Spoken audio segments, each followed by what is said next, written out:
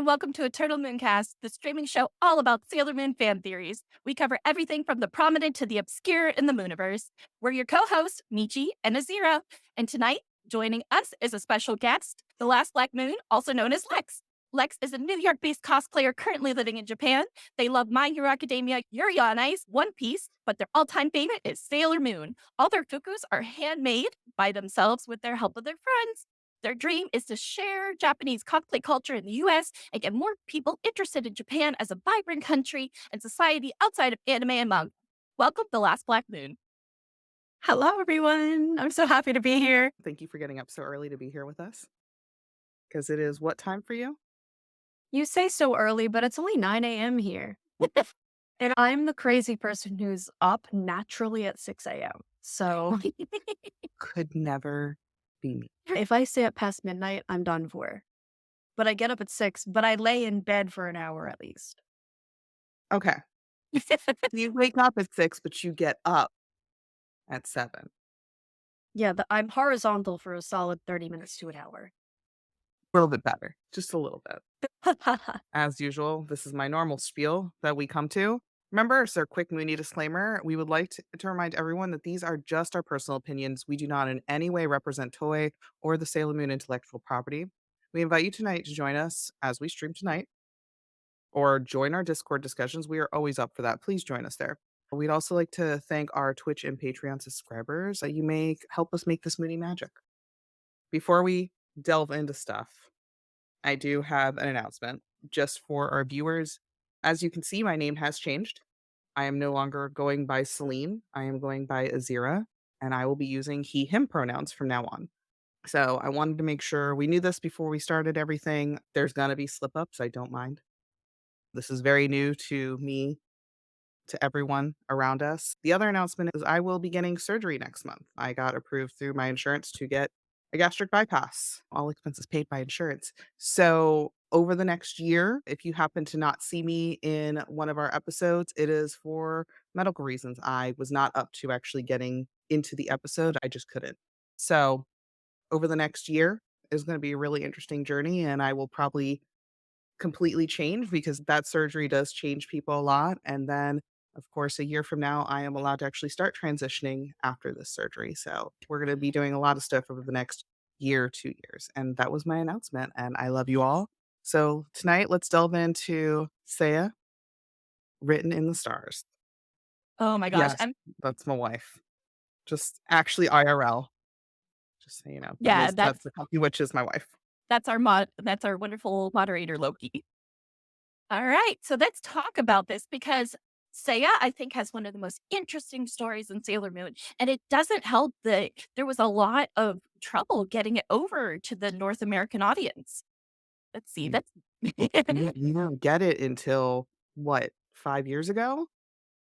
it was something like it's real recent. It's really recent. Did they simultaneously release a dub and a sub, or did the sub come first and then the dub? For here, Viz released it on Blu-ray. It was June 18th, 2019.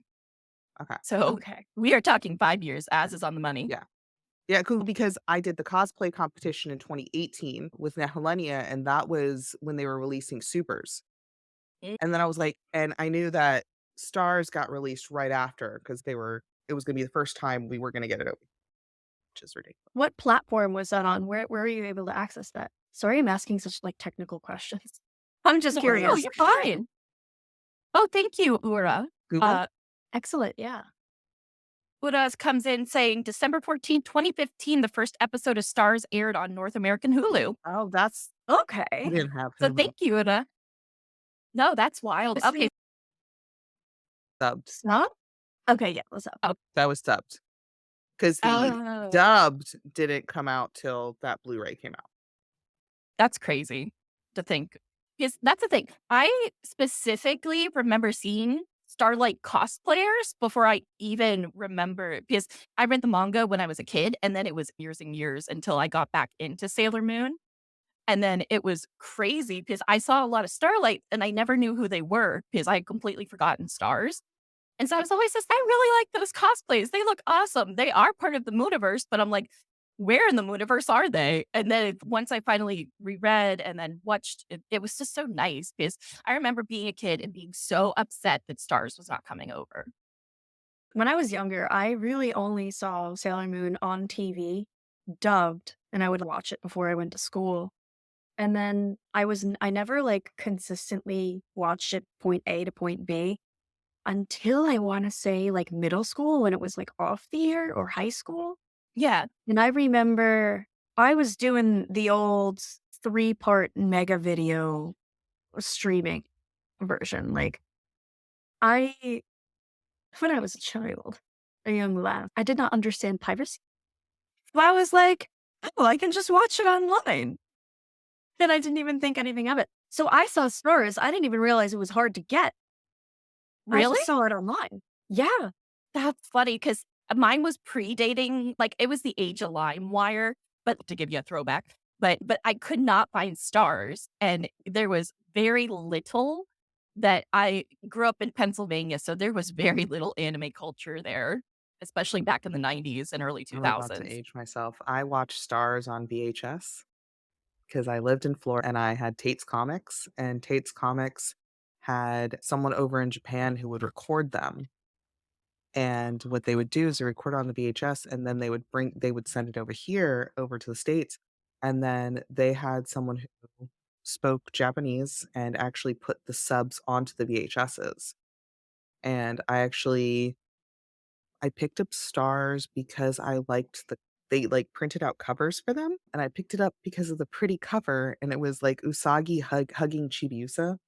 Oh, I picked it up and I started watching Stars and I then had to watch the whole thing because the manga wasn't out yet when I was watching it. So I saw the manga, but it was the Japanese manga oh, because they carried the Japanese mangas there. So I didn't get to read Stars, I want to say till maybe high school. So I watched it first and then I got to read it.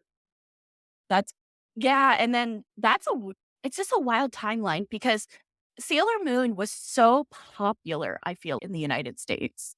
Speaking because we are American.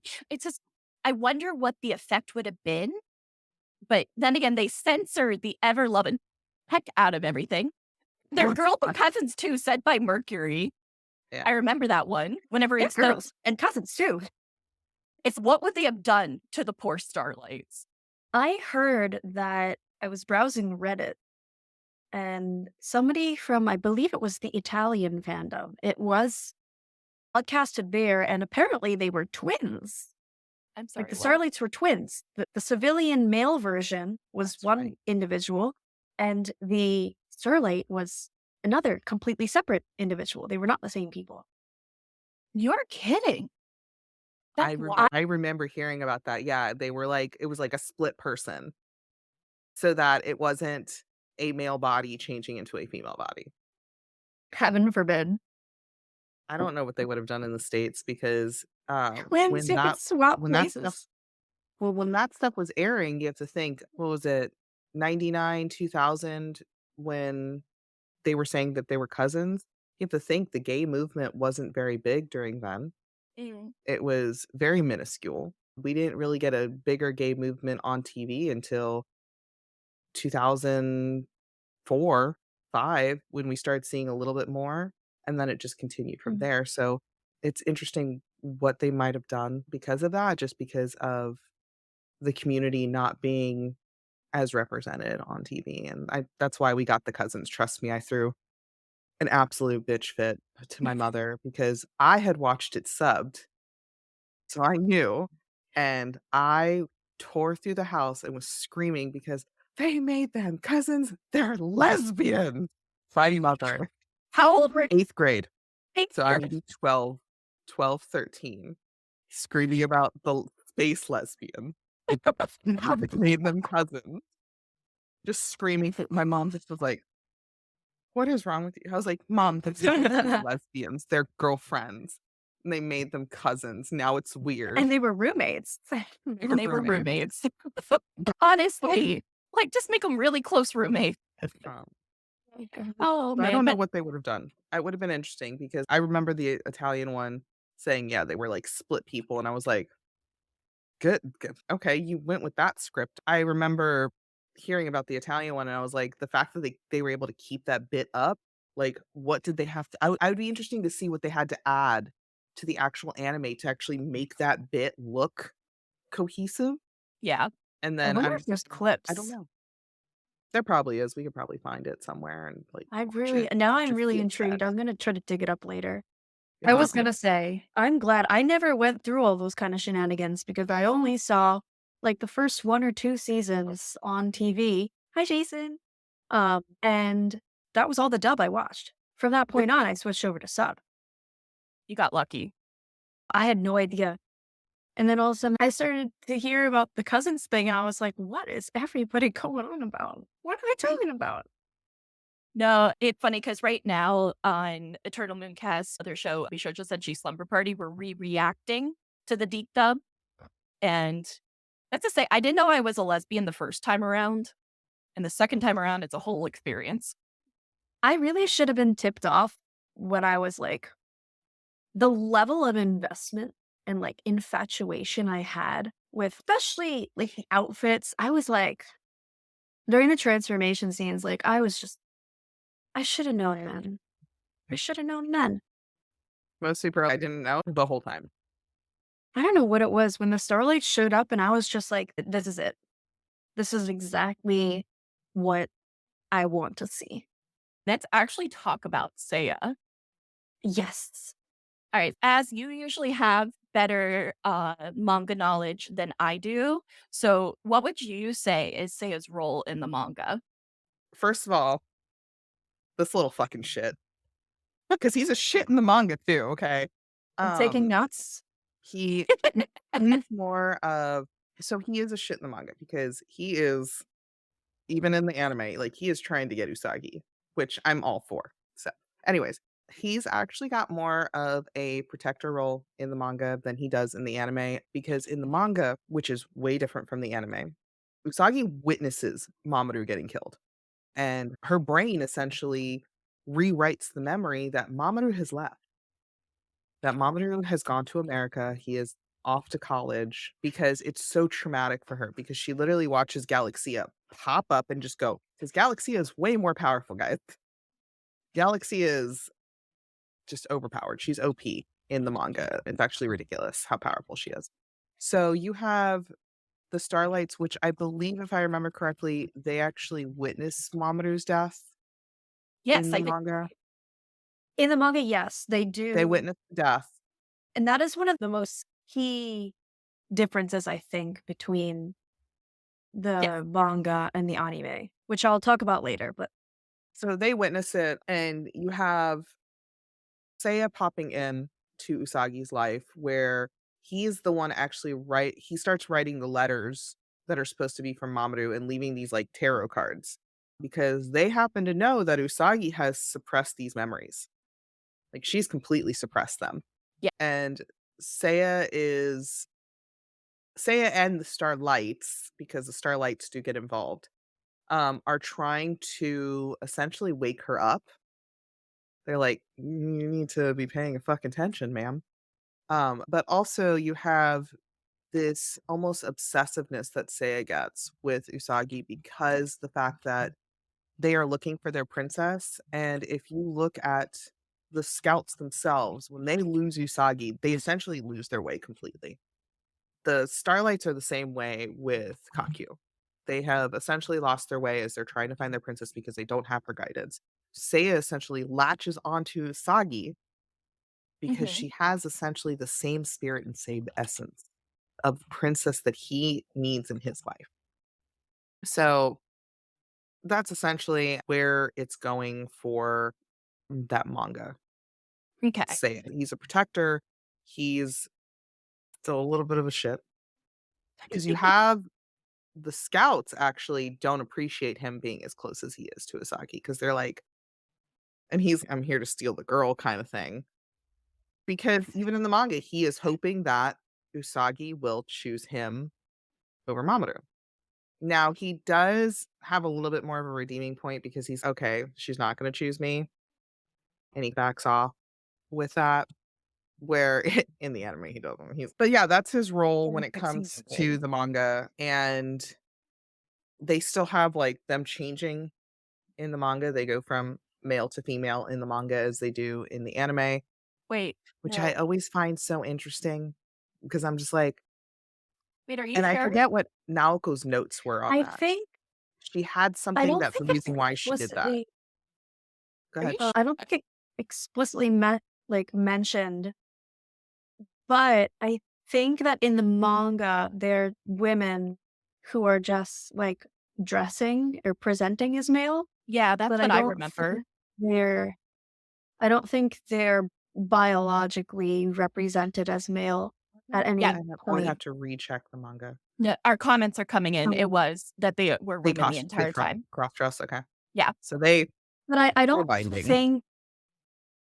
think they like address it at all though. I think they just look male and they use masculine pronouns, but at no point are they shown like with a Mhm. physical male body like openly. Whereas in the anime, it's very clearly this is Okay, physically a male thank you body because I that haven't read transforms into a it female body. in ages. We can never forget the shower episode. If you can't tell, I just love stars for the cheese. Because tonight I am cosplaying the fan club president for the Three Lights, in case you're wondering who I am. All right. I love it. We're awesome. But no, Seiya has a really different role in the manga, but a really important one. One of Naoko's biggest issues with the stars was the gender swapping of the starlights. She is adamant that only women can be sailor senshi. Still, I think there's still women in the 90s anime. I think that just because they have another form and another like physical representation of themselves, I don't think that denies their femaleness as a senshi. Because when they Mhm. transform, they assume that female identity. So I don't think that identity was erased Yeah, just because their civilian form was male. I I agree. don't I don't know why they had a problem with the cross dressing since Haruka presents male in the show, Mm. and I was like, you should just kept it that way. I don't understand. My only hypothesis is that they wanted it to be more straight, potentially. They wanted a 100% like This replacement for Momo, but at the same time, you still have all this other gay shit happening. So, like, why are we they said suddenly switching up the agenda? Also, like, Usagi gets love letters, and she's, "I'm so sorry. Thank you. I appreciate your love." so sweet. And then it's Yeah, like the show handled so much so well. It's so frustrating whenever they do drop the ball a bit. I think though too, I think regardless of the ways that they drop the ball in Mhm. terms of like representation, I think the way it transformed could still be like seen in a positive light as well. Where their pop star identity is a big part of the manga, I'm trying to remember because it was a huge part of the anime. yes, Yeah, it is, yeah. Mhm. So because curious. Usagi goes to a concert in the manga. Okay, you're Mhm. right. So they were still pop stars. It was still, like, super popular because the pop stars were gonna be at the school, and then all of the outer scouts show up except for Saturn because she's going to school with, Chibiusa. So it was like, "What are you doing here?" Because you have Haruka and Michiru showing up, and you're like, "Why are you here?" And then, what do you guys think of Seiya and Usagi's relationship in the manga? The face. It's definitely less than the anime. Like I said, he's obsessive with her, Mhm. and like I said, it's because he's lost his princess. They've lost their princess, and Usagi has the same essence of princess. He's still trying to, like, steal the girl. However, it's not as much as the Fascinating. I'm gonna say something controversial. used to. I've always been a Seiya fan. I always Mhm. loved Seiya in the 90s anime. I will fight to the death for Seiya in the 90s anime. Seiya in the manga and Seiya in Cosmos as well, but we'll get to this. I understand why everybody feels the way they feel about Seiya, and I agree with them. When it comes to the manga, and this is what I mentioned before, how Seiya saw Mamoru get killed. He knows it happened, and he's still gung ho about getting that girl. Well, guys, died in front of him. And he's, you know what? She's fair game now. He's single. What? Seiya. It just, I totally understand why people are like, Seiya is horrible and overstepping your boundaries and like the whole 9 yards. I totally get that from the perspective of the manga. The anime is a different story, and we'll talk about that when we talk about the anime. But in the manga Seiya, No, and something that I think is interesting is that it is a lot darker in the manga with all the three lights. Mhm. It is brutal, it is unforgiving, and there is not as much happy-go-lucky energy as I would say in the anime. Mm. Yeah. there's no time for it at all. It's moving so quickly that like the fun school life, like romantic drama that we got in the 90s, like it just wasn't possible in the Mm. anime, Yeah. or excuse me, in the manga. No, because people were dying left and right every single chapter.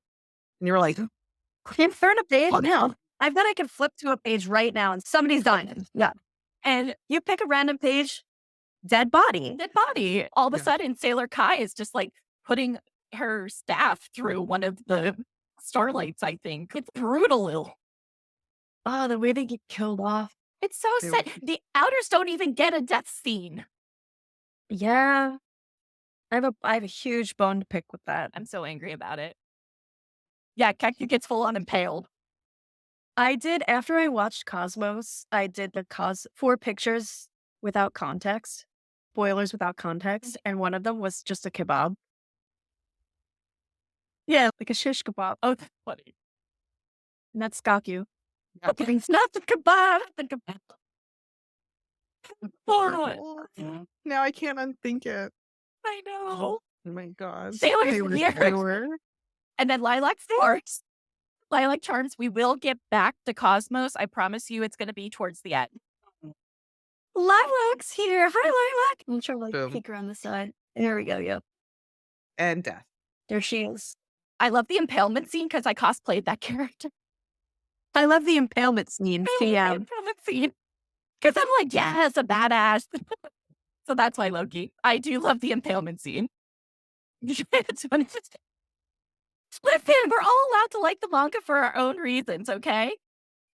You guys are the best. Thank you for all the hearts. Mhm. All right. Is it all right to discuss Cosmos spoilers in this chat, or would it be like If people haven't read the manga or watched it at this point, where Cosmos follows the manga. it's about the way they animated that impalement scene? Oh, I Go haven't ahead, seen because it we're yet. not getting it for a long time. Yeah, we're not getting it. Okay, everybody, this is your So- spoiler warning. So this is regarding the way that they animated that impalement scene, where in the manga, I showed it a second ago. Yeah. I don't know if I can pull it up that quick, but Pretty in the brutal. manga, it was very clearly she was stabbed. You see all the details. Mhm. In the Cosmos movie, that is just shown as a silhouette. It is a red background and a black silhouette. I have a picture of it. I can go get it right now. It's in So the they other just room. did like Should a I? silhouette death scene instead of like you actually seeing her. Yes. Oh my God. If you want, I can Mhm. turn off your camera for a sec if you want to go grab it. Okay, yeah. But I hope we get it by June, Urda. I'm really hoping. I'm so mad that they censored it. And welcome, random Eric. I hope that you enjoy the show. Oh, but as anything else you want to talk about Manga Seiya wise? I don't know if you can see me. Yeah. Hello. So this is how it was animated. What? Oh, like one of those. Okay. That's so. It was probably for ratings. And this is like a low quality print, but when it happened, that's what it looked like. That's crazy. And it's also a strange angle, but yeah, I digress. That's what it looked like. I suspected as much. I'm honestly, the changes that they made were really subtle and not bad at all. But I also find it strange that they made certain changes, excuse me, without making other changes that I think really needed to be changed. Mm-hmm. But again, that's a separate discussion. We'll circle back. I don't want to get off track. Yes. All right. And then what would you two say makes Seiya special in the manga? Because for me, I'd actually say it's Seiya's character growth. I talked about this with Rukia-chan. who has been on our show. And if you're in the comments or ever watching this, hello, thank you for talking about Seiya with me for prep for the show. But Seiya, I think, grows as a character. I think grows more in the 90s anime, but does grow in the manga as well. Or no? You two don't agree? I'm open to discussion. I don't think he has enough time to grow in the manga as he does in the show. I think I agree with you, as. Yeah, there's just not enough time in the manga because you see a little bit he's comforting Usagi essentially, but he's hey, you're single. Hey, no, not really. But there's just not enough time because the manga is so fast paced with stars that Yeah. you don't get to see as much character development with any of the stars as what in the anime. You see all the stars have character growth in the anime. Yeah. I think Not especially in the anime too, like in the manga, they're really shown like Seiya just sees Usagi, and I don't know who said it before, but they are drawn to Usagi because they're looking for like a replacement of their princess. And in the anime, even after, like at first, that's how the situation is. Seiya's drawn to Usagi because sees the princess in her, whatever. But then even after the princess shows up in the 90s anime, Seiya still has that infatuation for Usagi. So it confirms those feelings for her. And in the manga, the same thing happens, but it just feels left field. Yeah. It's because we're not given that character building at the start. Yeah. Which I don't is, know. Like you said, there's just not enough time to develop. and then because it's just in the manga, it is just going through stuff, and you're just like, oh, we're on the final battle. Okay, everyone has died at this point. They're dead. everybody We're on the dead. final battle. Comments? Usagi's now remembering her boyfriend's dead. I can't see the chat.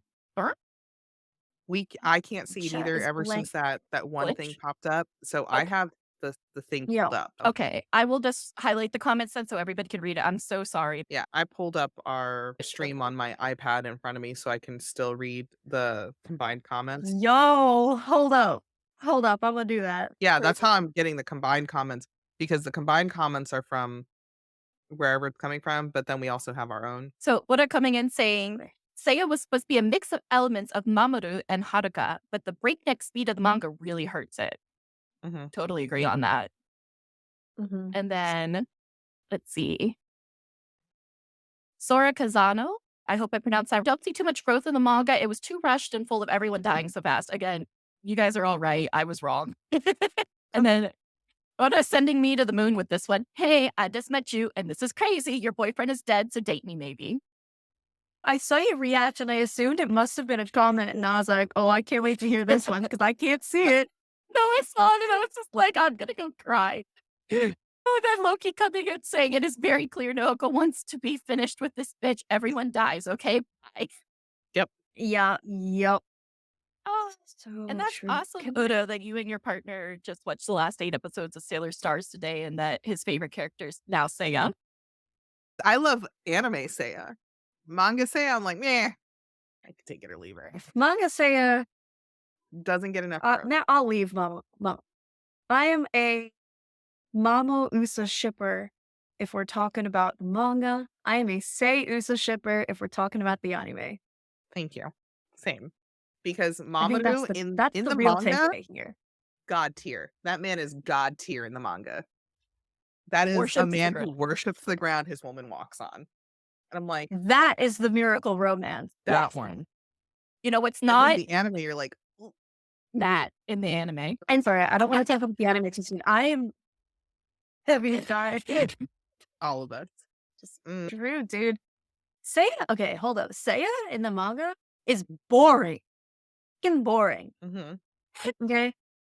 The only starlight with personality in the manga is Yaten. And he's a bitch. I'm still mad about the I love lipstick him. comment. He's so cunty. I'm like, yes, bitch, get it. That I love lipstick Yaten comment. though. Like, You know Maya's what? my favorite, but Yaten's just listen here. No, I think that lipstick comment held water. we gonna fight. Yeah.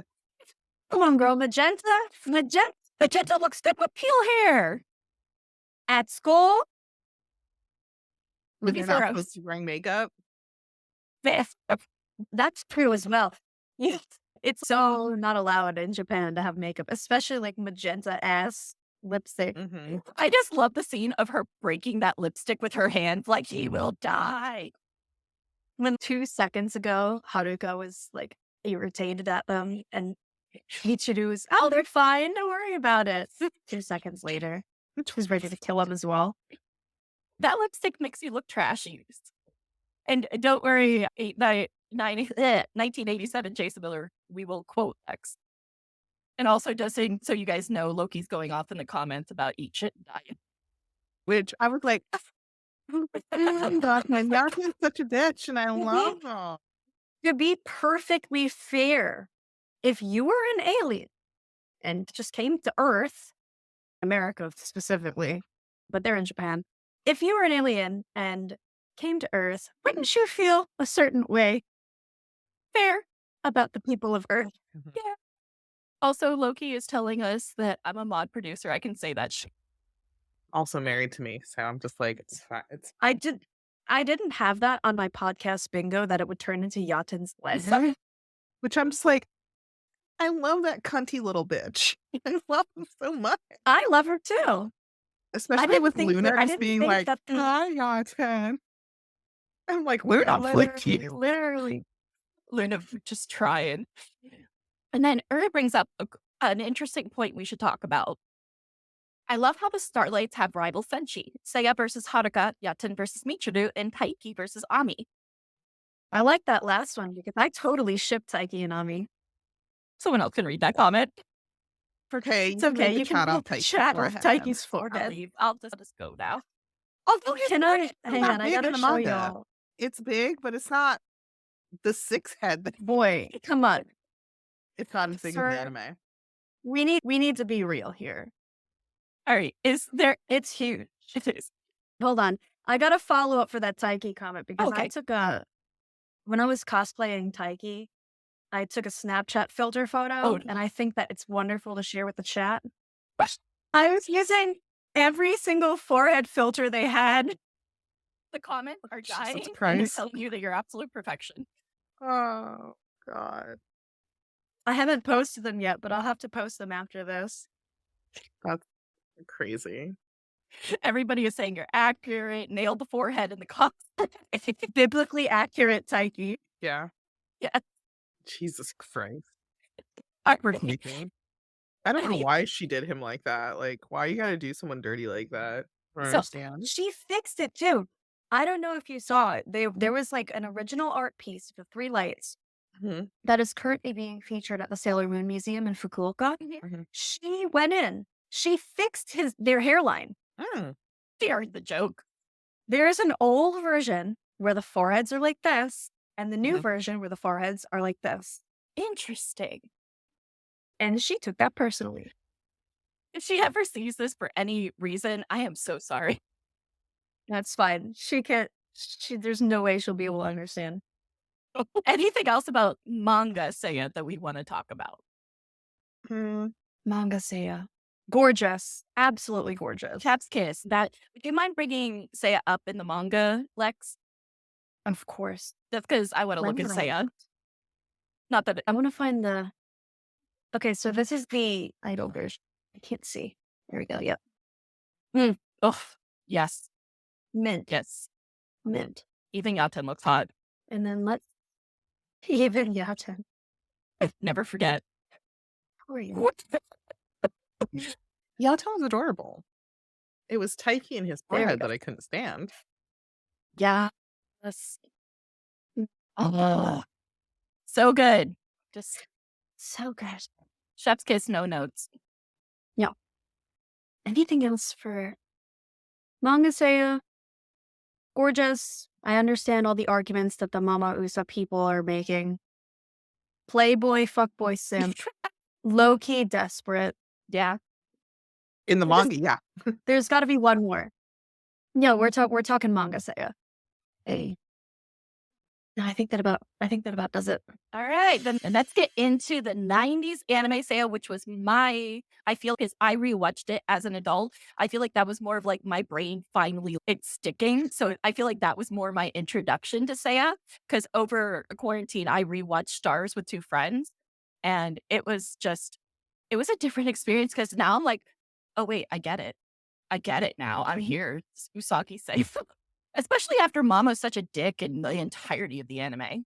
There's a reason is Mama was such a dick in the anime. That is why the Seiya Usagi shippers got so big with the anime.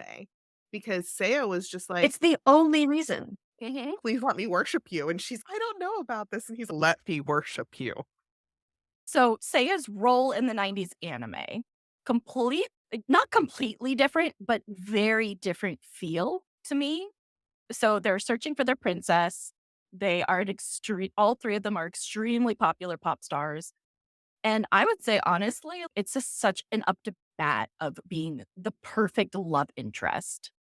Oda says, how much of your love of Anime Seiya do you attribute to the vocal performance of Shiho Niyama? Shiho is bae. God rest her soul. She did such an amazing job. Everything. Just everything. Especially one of my favorite parts of Shiho's performance was during the final fight with Galaxia, that blood-curdling scream that she lets out. That that hit me in my soul. That was such a good performance. And the singing as well. Just So good. so good. Just Only time I cry during Sailor Moon, Stars. Yeah. That's the only time I've cried. I always cry. During the last couple episodes, I'm just like, the Harumichi death scene. Oh, every time I need to touch you, I need to feel you. No, just. And then in the manga, they just die off screen. The disrespect. Put respect on the lesbian's name, damn it. But no, 90s Seiya is a complete different character for a multitude of reasons. And I almost think it's more fair to say that the 90s anime is closer to a spin-off that's based on the manga rather than the animation of the manga itself, because so much is different. And the differences is what makes Seiya possible. Especially what I mentioned before, how the manga, Mamo dies right in front of Seiya. Like, Seiya watches it happen. Yeah. And is still trying to make moves on Usagi. In the 90s anime, Seiya has no idea who Mamoru is. To Seiya, Mamo is just a dickhead. To which I say, if I was in Seiya's position and Usagi's boyfriend just went abroad and straight up didn't contact her, I'd be like, yeah, I'm gonna steal his girl. Yeah, that's Like, fair. he don't treat her right. He don't treat her right. And so that's fair game. If you see somebody in a really bad relationship like that, always making them cry, not contacting them, just putting them in such a horrible, uncomfortable, sad position, take them. Take them. Yeah. It's just bringing it up. So, guess this comment basically encapsulates how I feel. Sora Kaza no. But when Mamoru broke up with Usagi because of dreams his future self said, I couldn't ship them anymore. Team Seiya Usa. Just a weak man. Her crying in the phone booth. Oh, him and his purple pleated pants could go to hell. The crying in the phone booth to this day is still a core sad memory for me. I'm like, you son of a bitch. Shouldn't have fucked that guy. Fuck that guy. I hate anime Mamo. 90s anime Mamo. I'm like, keep your Mamoru. And I'm like, what? No, thank you. I think there is also, I wanted to touch on another aspect of the Starlights as a whole in the 90s anime is it highlights their position as refugees on the planet Earth who are there because they're desperately looking for their princess and they're uncomfortable. Especially Yaten is very uncomfortable to be on Earth. They don't want to be there. They're all very distraught and upset. And I think that a lot of people don't factor in that aspect when they're thinking about Seiya looking for their princess and finding aspects of their princess in Usagi. I think they just boil it down to Seiya wants Usagi just because they're a playboy and want a girl. Mhm. But they're also like in a really bad state mentally. And so is Usagi. Yeah. It's a recipe for disaster. He looks at her and he's, look at this clumsy bitch. That one. That's the one. Her stuffing her face. He's that one. I want that one. Thank you. Oh, but no, and I think one of the most touching scenes to me with Seiya and Usagi's relationship, what really I'm like, yes, is whenever the three lights are having their concert at the amusement park and Usagi gets on the Ferris wheel and Seiya looks out and then he sees the shining light and I'm just like, wait, this is so romantic. I love that. It's such a beautiful scene. It's It's so nice. I think they do such a good job at making them so close, but also so far away. And that makes it all the more addicting to see their like romance unfold is because it's impossible. Yeah. But it's also so there and it's so possible. all right. And in the manga, it was just like this random coming in. It also was, if you look at the anime, it was the first time Usagi really had a chance at a romance that wasn't Mamoru, where Mamoru had multiple chances, where he dates Mars. TPT. And then you have Anne, Oh yeah, Anne. and then you have you have romantic rivals throughout the series for him. And I'm just like, but Usagi, I like the alien dude. I ship him with the alien dude. Oh, hell yeah. What the heck is his name? Fiore. Fiora, Yep, that's the guy. you got that- him too. And I'm just like, but Mama Usagi really doesn't have anyone who's, you have Haruka for a moment, which Haruka could have gotten it in 2 seconds. Be real. Hanukkah did get it a little bit. But Haruka does get to kiss Usagi. And don't forget the one girl in Supers that he's in school with who wants that mom OD. Yeah, that. You always have all these girls chasing, and then you have really no one chasing Usagi. So it was really the first time That I really Mamo saw D. someone. I'm That sorry. Mamo D. Did have Umino for a second. And then it was Molly. Naru. We use names Um, interchangeably. So Tell me that, more. but that was before Mamo. So that was Umino was before Mamo. I'm talking about once him and Usagi started establishing things, she constantly had to worry about herself because he's got all these women. And then you get StarS where she finally has someone who would actually true competition to him. Yeah. I think that is a huge difference in the shift of tone in the anime was you have someone who's like truly interested in Usagi. Oh no.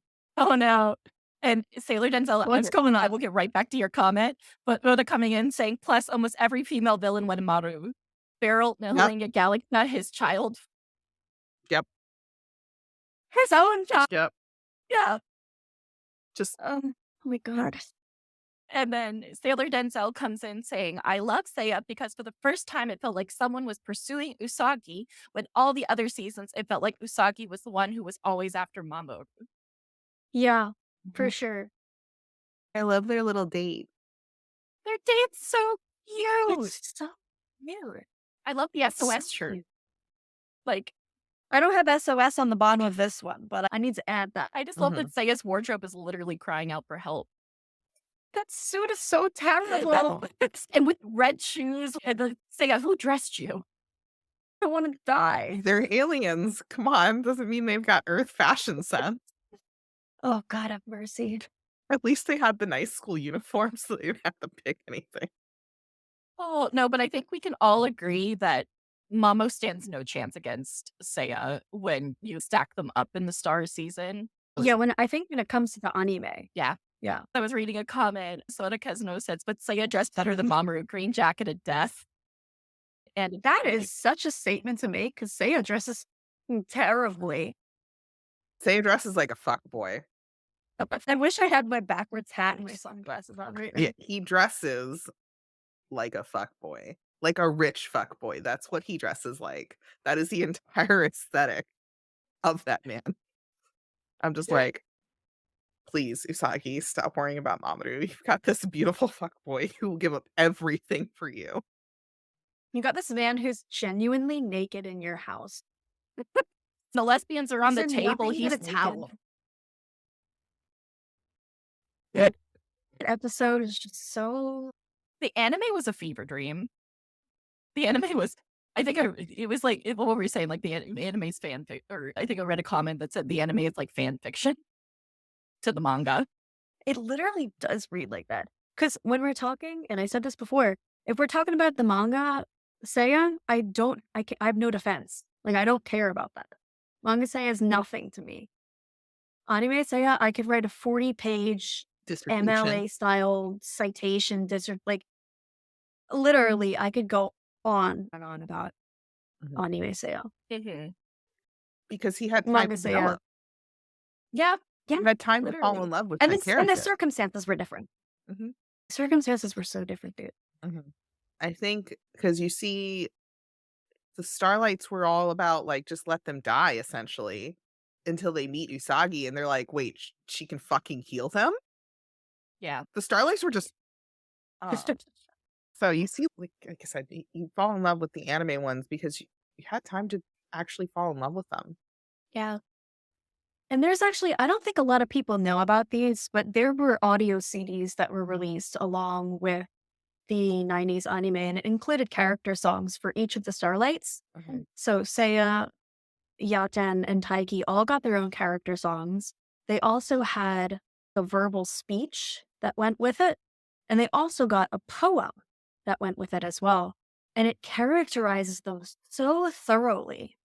And it really talks about their feelings about being on Earth, their thoughts about like their princess and their situation.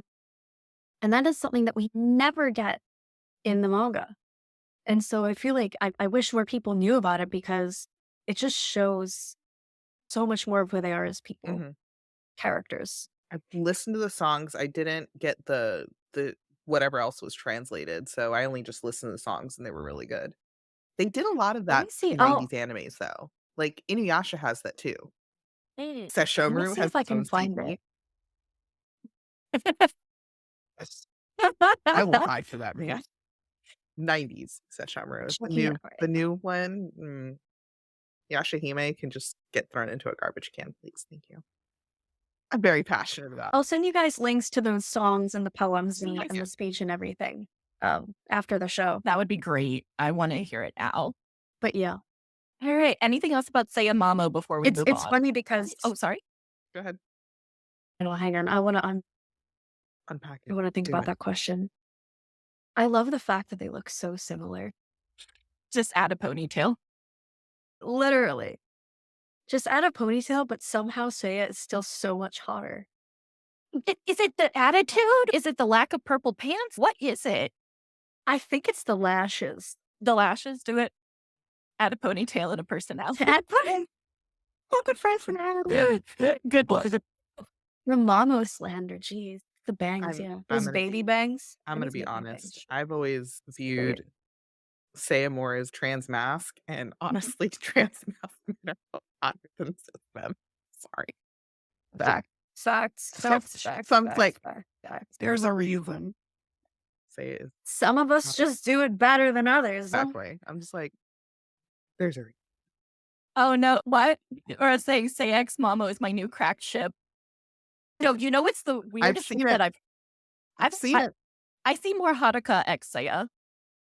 I've seen both. But yeah. Because that's a hate ship. Mamo and Seiya is the most crackhead ship I've ever heard in my life. I've seen fanfiction for it. Oh no, it exists for sure.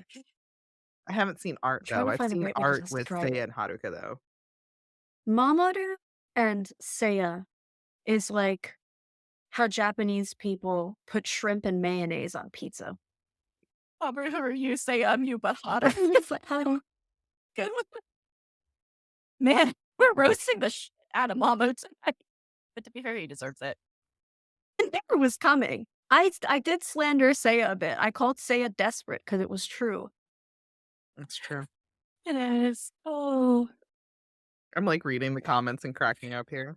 I know. I'm so sorry. I want to read them too. I couldn't log in on my once. Mamoru gives us so much on my phone. And then I'm willing to try pineapple. That's a bit. Trans men are in. Yeah. Oh, let me highlight that one. It's fact. We just do it better. I'm so sorry. And then tape player, what's your question? I'm not saying it's wrong. I just have questions. What kind of questions you have? It's about the pizza. No, there's a lot going on in Japan when it comes to pizza, and this is completely a side rant, but I feel like I need to tell the American people what's happening in this country. They put shrimp, mayonnaise, potato, corn, sardines, and scallops. Sardines is that happens in I America can see too, but scallops though, 'cause there's there's seafood pizzas here too. it's wrong though, dude. It's wrong. They put bacon on pizza, but it's not bacon. It's pieces of spam. Spam. Because spam's so popular over there. It is. It's ridiculous. They put it in the potato salad as well. What? Did a bunch of Yeah, they like put the Southerners spam. go over there? Is that what happened? I don't know what happened, but there's spam in everything. They put it in the coleslaw. They put it in the potato salad. Spam's huge over I'm there. struggling, man. Bacon. I'm Bacon. struggling, dude. Oh man, no, that does sound like a struggle. Oh. There's no bacon in this country. All right, shall we move on to Seiya versus Haruka? I love Daddy Haruka. Oh no. I'm sorry. I just when Haruka's I feel like we said stay away. I'm just like just I know Haruka and the Outers are being bitches in the entirety of StarS. I fully admit that, and I know that. That's my Daddy. What do you got to say? As you're looking at me. The Outers just want to put their butts in everything, to be honest. And I'm just like, weren't you the guys the ones not even a year ago saying fuck y'all? And now you put your butts in everything? Like, Not wrong. um, And then Oda has a question for I us, think I get where they're coming from. real quick. How do you guys feel about the dub voice for Seiya? I haven't listened to it yet. I have. It's actually really good. I like it. But Lex, if you disagree, that's completely fine. How do you feel? I think that they did not execute the transliteration of the music well at all. Mm. Like the English translation that they wrote for Nagalebo Sie is atrocious. And that's all I have to say. I don't think their voices are bad. I think that the translation is bad. And they did a poor job of making it sound musically and lyrically pleasing. They just translated it and then made them sing whatever came out of the translator. Mm-hmm. That's sad. And that's why they need to hire the YouTube artists that actually translate songs and sing them. Because Alright. those are actually good. Yeah. Like Alright. Amelie, I like, what actually, she translates. I'm actually on it. Yeah? Yeah, so I actually do the same thing. I am in the process of translating. I have it done already, actually. I've translated everything, I've arranged it, I've recorded it. And I just want to finish polishing those recordings and then get a nice cover photo for that. And then I'll be releasing those. So you can look forward to that. That's awesome. Definitely going to check that out. We'll have to share on our story whenever you do. In our chat. Yeah, let's go to the comments. Sora Kazano continues. What I find interesting about part of the dynamics with Shio Niyama and Megumi Ogata was they were best friends in real life and went to voice acting school together. That's so cute. That's adorable. And they continue, I'm afraid to watch the Viz dub of StarS, so I still haven't seen it, but I have a feeling I'm going to need out. Probably because I wish we could I'm not gonna lie, get some of the voice actors that were back from like Deke and from Clover Way, because who did it afterwards. Yes. I wish we had some of those voice actors. Like, I miss it. I feel the newer dub, I don't know, the voices just don't, Grab you. they almost feel like they don't stick with the character, if that makes sense. It's almost like the voice is separate from this animation I'm watching. And that makes me really sad because these voice actors are amazing. They're great. I don't, it doesn't feel like the voice is coming out of that character, essentially. It's almost like they're not melded. For the dub, I don't know. I do need to watch it just because it would round it out and I would understand a lot more when people say certain things. But I have such a problem with the newer dubs with the characters almost being separate from the voices. It's not blending correctly. where like I said, I was saying other animes, I have no problems. Yeah, that voice matches this character that I am watching on the screen. I have no problems where some of the Sailor Moon characters, I'm like, that voice does not match that face that is speaking. And I'm just like, whereas in the early 90s, some of the voices didn't, but a lot of the voices matched the faces, and I had no problems with them. So I'm interested to watch the newer dubs and see what I think of them. And then Is there like something you were Uda's got a good referencing talking about the faces and the voices not matching? Because I missed that. We were talking about they haven't watched the dub yet. Oh, I'm sorry. I highlighted the wrong comment. I'm so sorry. It's my fault. I'm afraid to watch Ah, the okay, I see, I dub. see. I know the ending is So that's perfect. what we're talking about, was like, I'm actually a little bit leery about watching it just because a lot of the newer dub that has come out for Sailor Moon, and I was like, "No, no shade to the voice actors, I just feel that they didn't match the voice actors to these characters." It's almost like I'm listening to a microphone.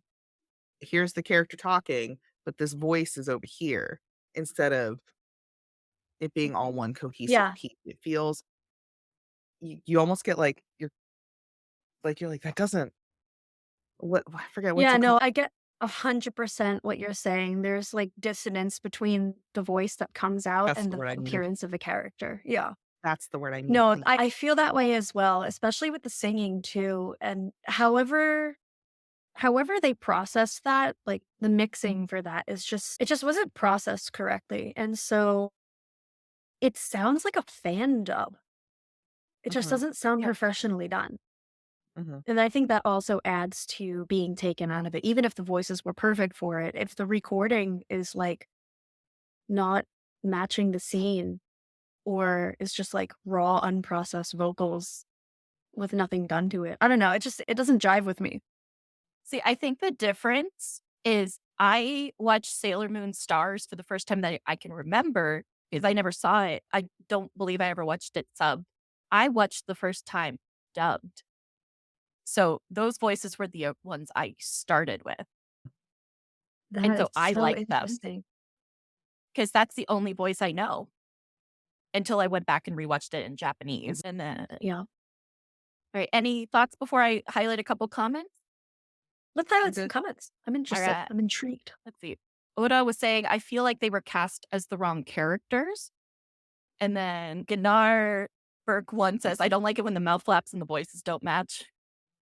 Coming in saying, Cloverweed might have made the lesbians cousins, but 20 years later, I still hear Amara and Michelle when I hear them speak English in my head.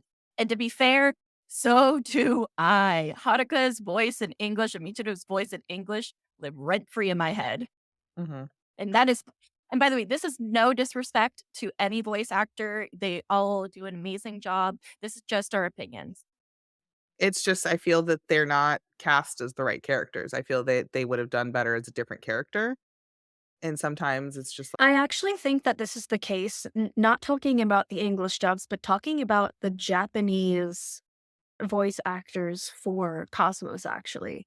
Oh, I think that all the voice actors were absolutely incredible in those roles, but especially for the Starlights, their voices are just so similar mhm, that I've listened to recordings of those songs and I've listened to the audio without looking at the screen, and I cannot, for the life of me, figure out who is talking. The only way I know is listening to what pronouns they use. And I'm like, oh, they just use ore, like that's Seiya. But I wouldn't be able to know if they didn't. oh mhm. man. And then It's Lilac Charm crazy. also says, I really like Usagi's voice in the dub in Viz, which I agree. Which one came first, the Viz or the DIC? DIC. Okay, because I think I only know DIC. I remember as a kid not liking Usagi's voice because she sounded like who's the woman who ran those cooking shows? Julia Child, thank you. Julia Child, yes. Thanks for Yes. comment. You guys are When you awesome. said that voice, I was like, Julia Child. Yes, it was just giving old lady cooking show vibes for me. And I was like, even as a kid, I was in elementary school watching this and being like, this ain't it. What the fuck is this? Oh, and her high pitched squealing. Which dub was that? The Julia Child dub? That I was think the that was deep. Deke. That was Deke because then Okay. Clover Okay. Way was the next one. Everybody is agreeing with you. The comments are backing you up on this. And this is also, I'm pulling memories from like 2005, 2006, or whatever. I think that's when I saw it. It's an Probably experience. earlier than that. Oh, okay. So RIP. Thank you. So Cloverway, that's Linda Ballantyne that you're talking about, seasons 3 to 4, Serena. Okay. And she is my favorite. I I'm have sorry, a ticket Linda. for her for Clover Way. Any of the American voice actors walked up to me and hit me in the face, I would not recognize that they were voice actors from Sailor Moon. That's how I don't know the dub at all. Don't worry. So I've got an opinion. The Okay. only voice actor that they should have kept forever was British Luna. British Luna. Jill. I will. I would even know this existed. Wait. I There's will a die on real the hill version that's for British Luna. I have Luna had it. a British accent Yes. for most of Sailor Moon. And it was fantastic. I'm She trying was to a dredge this goldfish from my woman. memory. You don't even have to fly to the moon, Serena. You're spacey enough. Junior high is soon coming to an end, and you have to start thinking about your high school entrance exam. Blah, blah. Who are you supposed to be, my conscience fairy? Maybe if you knew something about love, you wouldn't be such a stick in the mud. What's to know? Phew. I'm a cat. Cats don't fall in love. Yeah, she had a British I will die. That is the one English voice actor I will die on a hill for is British Luna. So when she didn't have a British need to accent look that anymore, I up was like, later. who's British Luna, Jesus Christ. Luna. I love British Luna. Yeah, British Luna from the Dude, you 80s. know everything. Thank Jill, goodness we got you in the chat. I know, we got awesome people in our chat. All right, so what do you guys think of the more lighthearted tone? Do you prefer it to the manga, which is a lot more dark, or did you like the lighter tone of the anime? I like the lighter tone of the anime, specifically because I think for the last 5 to 10 episodes, it does take a dark turn because Mhm. characters are died. Amazing English. They are killed. People die when they are killed. And they stay dead. Yes. And I think it really gave it more weight because it was really dark and serious the whole time in the manga. And people were killed off so quick, but they like just kept moving forward that it was like, okay, they're dead. Like it felt insignificant to you? The first one felt significant, like especially watching Cosmos because it hits you like a truck. Like you're not expecting the fight to be so quick and them to die so quick. Yeah. So it was really like they're dead and you're like, did that really just happen? So I like that the manga like smacks you into it really quick. But then it also, you don't have time to grieve those deaths. There's no time to feel the weight of that. It's Whereas like you, at least the anime, you have that juxtaposition between the lighthearted fun that suddenly turns serious. it's the push and pull. That's what I think makes the big difference. And I The feel like manga, you it's have no time to process death. I At think, all. hang on, I want to count how many pages goes by from the first death to the next death. please So- do. Okay, that's one death. Yeah, one. I think there's going to be a decent amount here. Oh, is it I like know when it first after Is it Mamo's going death, from- it takes a second. And then the deaths start piling up after Mamo's death. Yeah. Because nobody dies there. They managed to kill off Iron Mouse without any casualties. Mhm. Iron Mouse, gotta love her. R.I.P. Rip. Okay. I here love we go. Iron Mouse. I love Is it Iron the Mouse next too. one? And her cute little outfits and stuff like that. I love that the villains got characterization in the 90s. I fell in love with Iron Mouse and Lead Crow and everyone. Mm-hmm. Okay, here's a death. Let's fast forward. It's actually pretty decently spaced out. Oh, Like when okay. you look at the pages. Okay, so it feels really fast when you're reading. But I will It only say, takes an hour to read a manga normally. did they Yeah. get it? In this volume alone, there's 1, 2, 3, 4, 5. There's been 7 deaths just in this one volume so far. 8. God. You're not even halfway through. Yeah, this is where I'm at. There's been 8 deaths. This is like the first. Oh my gosh. Really? where you don't really see death in the anime. You don't see the scouts die till the end in the anime. I Yes, think they're we just might be up to dying. 10. Hold on. Your eyes just And just while you're counting, hey everybody, and welcome back for the second half of Seiya Kou Written in the Stars with your host Michi and our special guest, the last Black Moon, and of course my wonderful co-host Azira. as I put on chapstick, I'm like, Thank you. I had to eat my dinner. It's It is. All right, so I promised Oda we would get back to their comment. Oda's comment was, do you think that Cosmos would have been better in episodic format? Which I am. Here's the thing is I remember Sailor Moon Crystal season 1 anime, and then I look at their pretty movies, and I'm like, maybe it's not so bad to have it shorter. I think they were playing it safe by making it shorter because honestly, Cosmos is page for page the manga, and it really doesn't leave any room for them to be criticized because the biggest criticism for the 90s was that it wasn't the manga. And so if they give you exactly what people were looking for, which is an adaptation of the manga, they can just hide behind that instead of taking the risk of expanding on the manga and having to deal with that backlash again. That's fair. That is very fair. They could have been fine with episodes. They have the money for it. I'm tired of them being cheapskates. That's been my Yeah. opinion since Crystal aired. The fact that it was It was online that. show when it first started.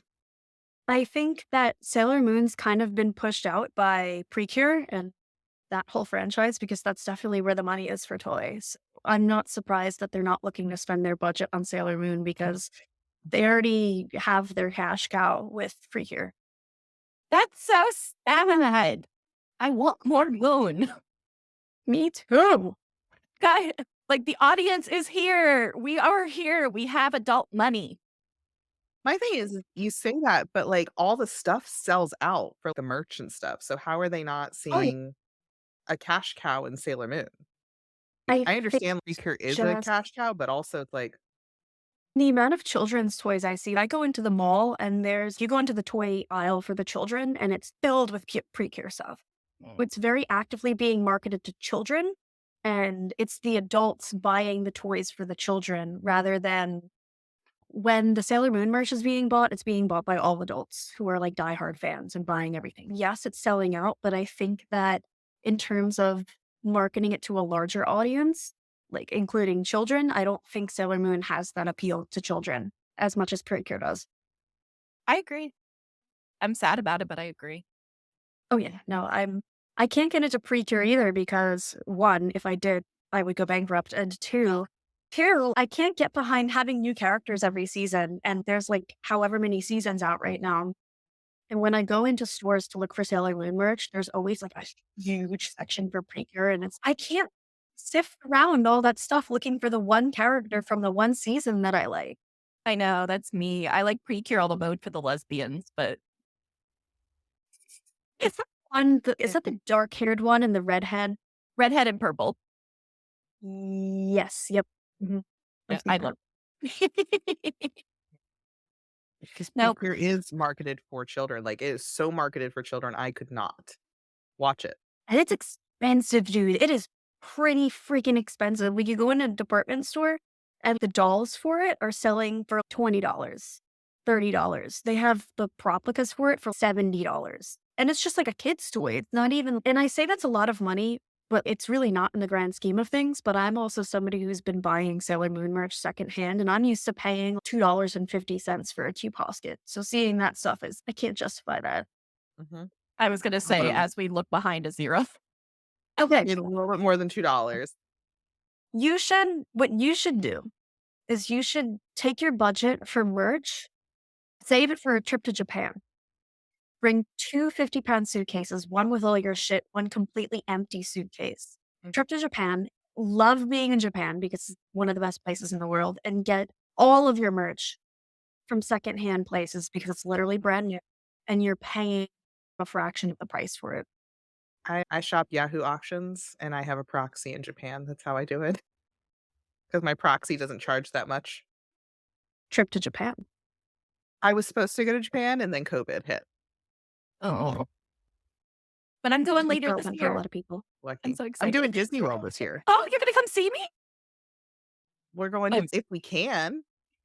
I thought Moki told you we were coming to. No. Oh yeah, we're doing Disney World in September. Oh, that's so cool.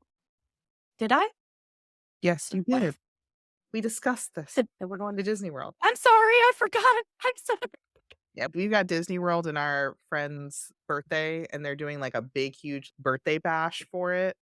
So, Oh, duh, you did tell me. Okay, never Yeah. mind. I'm just so maybe silly. in I- 2 more years, Japan. Well, but We'll that see. is like I keep being be like fun. Japan trip, and then shit happens. my flight is booked, so I am officially going. And yes, I am doing my very best. All right, but yeah, I would have loved to have seen episodes because I love Sailor Moon. I would have loved to have more, but sadly, Lex is right, and this is the state of things. And right now, even though the audience is there, it's just not, unfortunately, going to happen. I'm really happy and satisfied that we did at least get a reboot. We did get a movie. And although there are things that I'm not completely satisfied with, I think that if you watch Crystal and if you watch Cosmos with the sole goal of just enjoying Sailor Moon and enjoying more media, you're going to enjoy it. I think that the killer of the joy is definitely comparison, whether you're comparing to the manga or the 90s anime. You're not going to like it. You're not going to like it if you're comparing it to other things. So that was my mindset walking into the movies, and it helped me enjoy it. I really wholeheartedly enjoyed it. I watched the first part of the movies, but I'm waiting for the second part because we decided we wanted to react to it. So I wanted to go in blind for the second movie. So that's going to be a wild time. I I'm love still that for you. crying. Oh my gosh. I haven't have a chance to watch it yet. I'm like, I'm just so tired of the I love fact that we like- still haven't gotten it. Because we did our episode And I in think that's June. Go that's ahead, Mike. 100% a licensing thing. I know that online a lot of people are theorizing that there's some kind of like personal vendetta against overseas fans, but it's really not the case. It 100% has to do with licensing issues and the amount that Toei wanted to sell it for, and that it's all business. And unfortunately, business takes a long time when you can't agree Yeah. on things. So The fans just Mhm. gotta wait. People need to stop being greedy. Yep. All right. Loki just puts a comment that I wanted to highlight. My issue with Toei's strategy for products is they seem to not listen to where the money is coming from at all and just regurgitate stuff to the point of fans being like, question mark. It's I'll buy, but okay, I guess that's cool if this is Shiny, shiny rock. versus not. I think that's 100% directed at all the Proplicas that are coming out, because there's about 5 or 6 of the same thing over and over again, just in a slightly different color.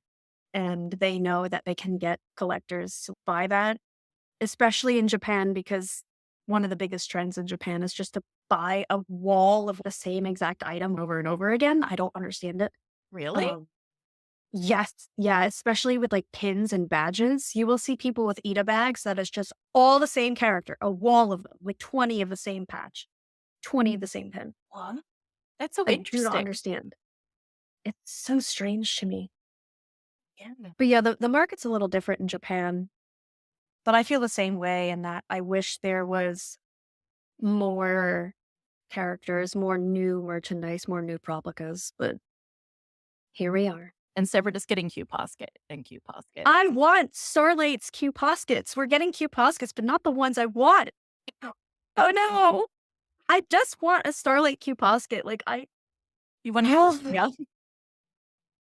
I didn't buy the whatever version came out because I was like, nah, you know what? I want to buy the Q Posket figures. I'm not gonna buy these, whatever it is. I passed on it. And now I'm like, should have gotten it because I feel like I'm getting Poskets. I'm going crazy. Oh no! Oh, I agree with Sora Kazano. We need glitter glamour Starlights. Yes. I love the glitter glamour figures, but their legs are just so freakishly long. So long. And the stands for them are not great. But I own them all. My glitter glamour figures, I did not buy a single one of them. My Really? coworker bought them all for me, actually. And Aw. they didn't just buy them all for me. They are a UFO catcher enthusiast. So they like going to the UFO catcher and playing. And so they won every single Glitter Glamour figure for me because I was like, yeah, I love Sailor Moon so much. And this is like a 40-year-old man who's what I got for you. And I'm like, you're so sweet. That's so cute. So they're my treasures. They're 100% my. I would not have bought them on my own, but because he went and I'm like picturing him like trying to get the Sailor Moon figure as a UFO catcher. That's like the sweetest thing I've He's ever. probably really good at it, though, at this He's point. fantastic. Yeah. If you can win them for less than 500 yen, which is so doable. If you have good aim, it's easy. Yeah. That's why they're so cheap on Yahoo auctions, because people are just winning them like crazy. Yeah. All right. Shall we get into the rooftop? Yes, come on. I want to hear what you guys think about it first.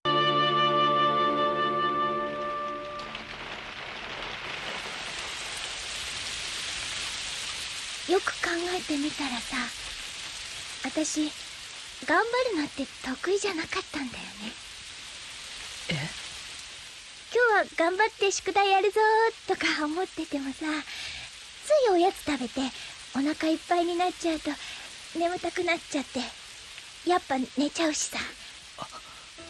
それでも一人で頑張んなきゃって思ってたのに。バラ見たら思い出しちゃったよ。留守電でしか声聞けなくても、手紙来なくても大丈夫って、一人でもしっかりしてなきゃって思ってたのに。でも一人じゃダメなんだよ、私。お団子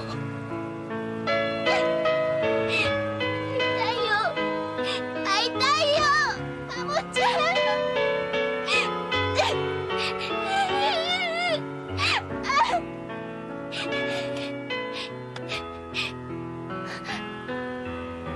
俺じゃダメか。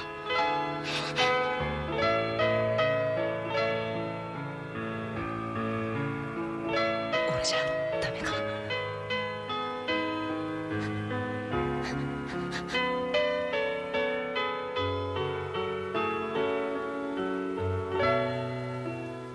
うさぎ。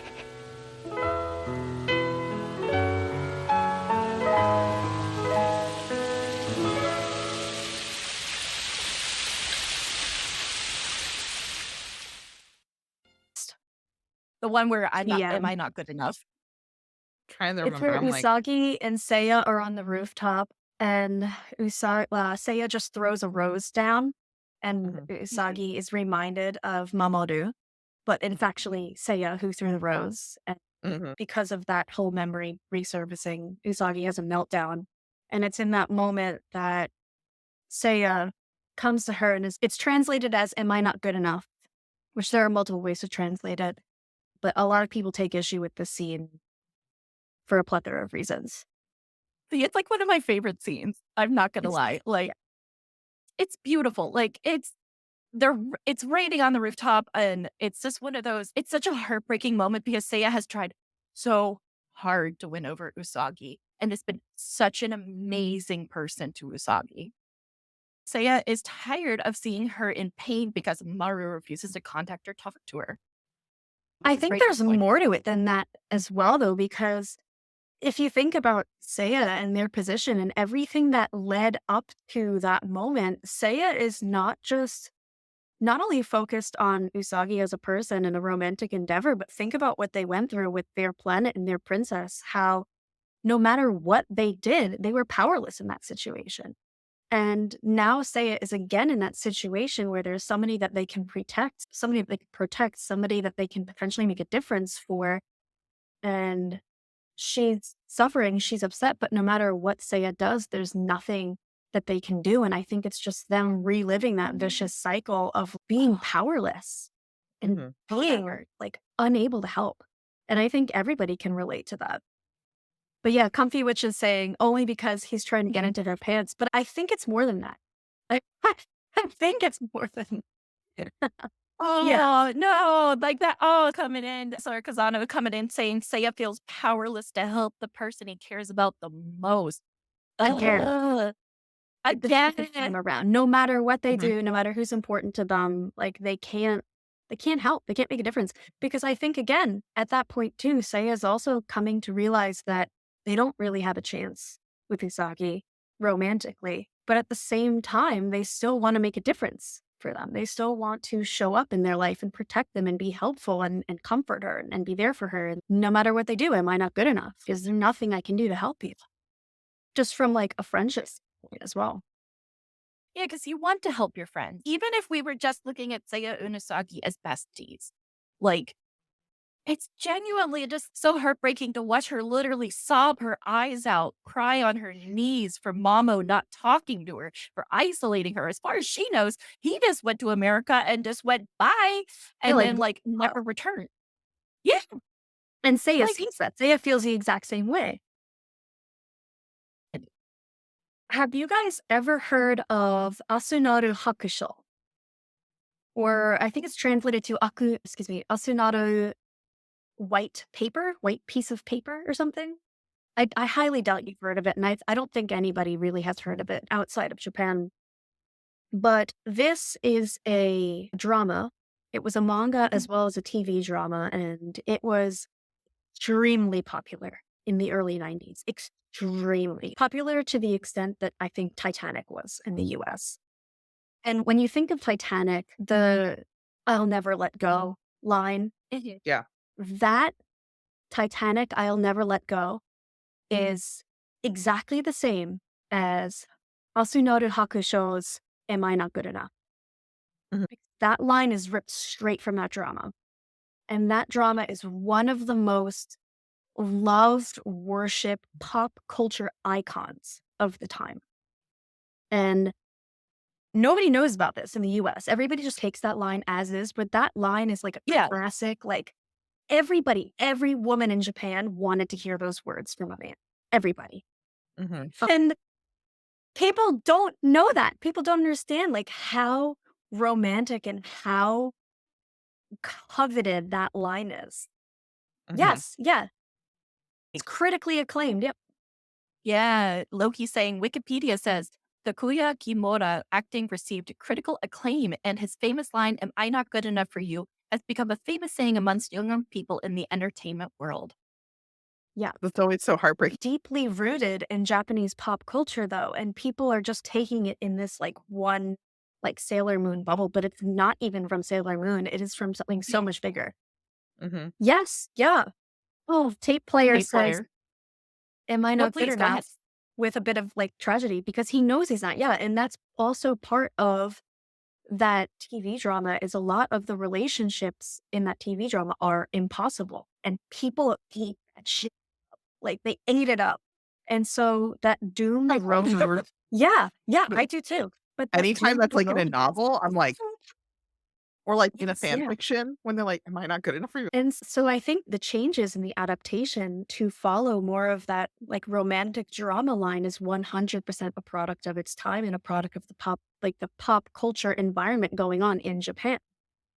What do you know? I never knew that.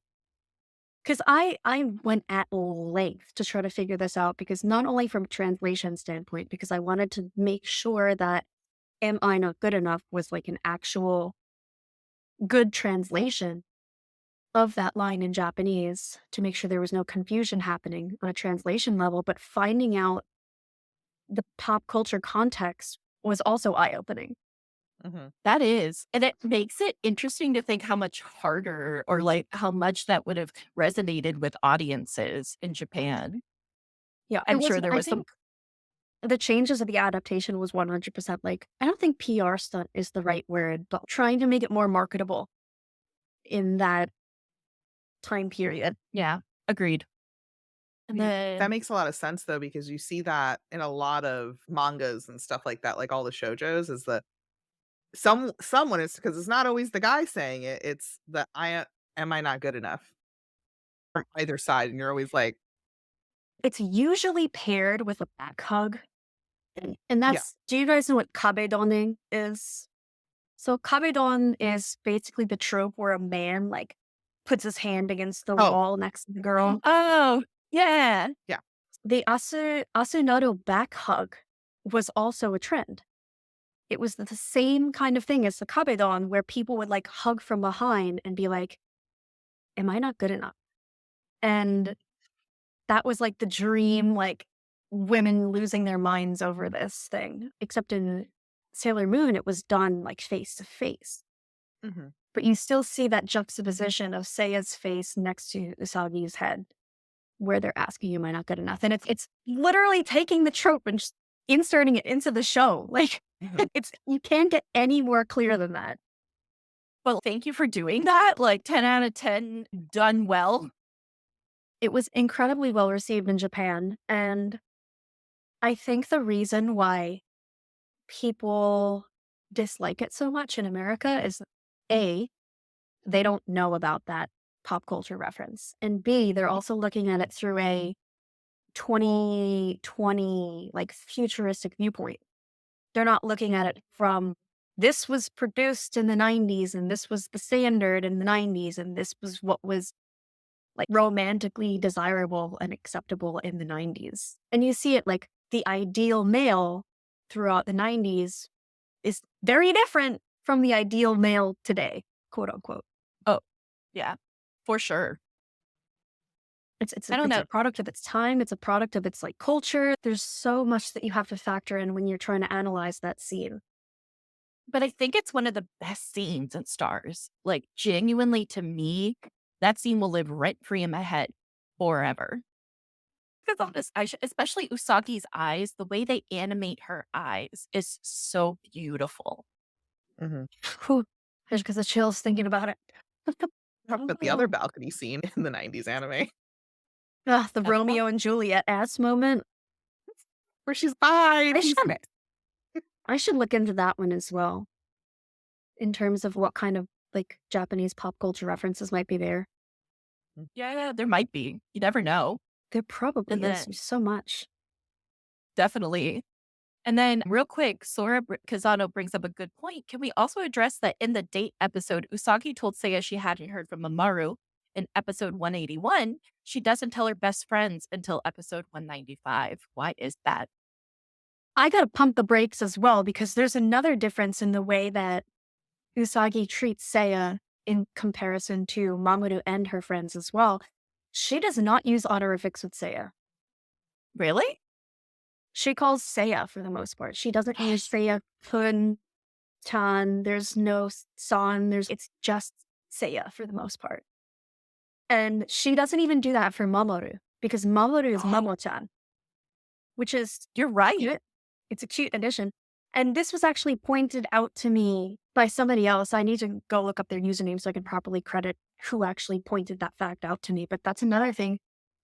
Usagi 100% treats Seiya differently from Mamoru and her friends in terms of how she confides in them, the degree of vulnerability she shows in front of them. And it's the same way from Seiya as well, because Seiya was 100% prepared to blow their identity. Oh, 100%. Where was that comment? I don't think I addressed it. Wait. I think which I one? glossed over it. The one that you had pulled up.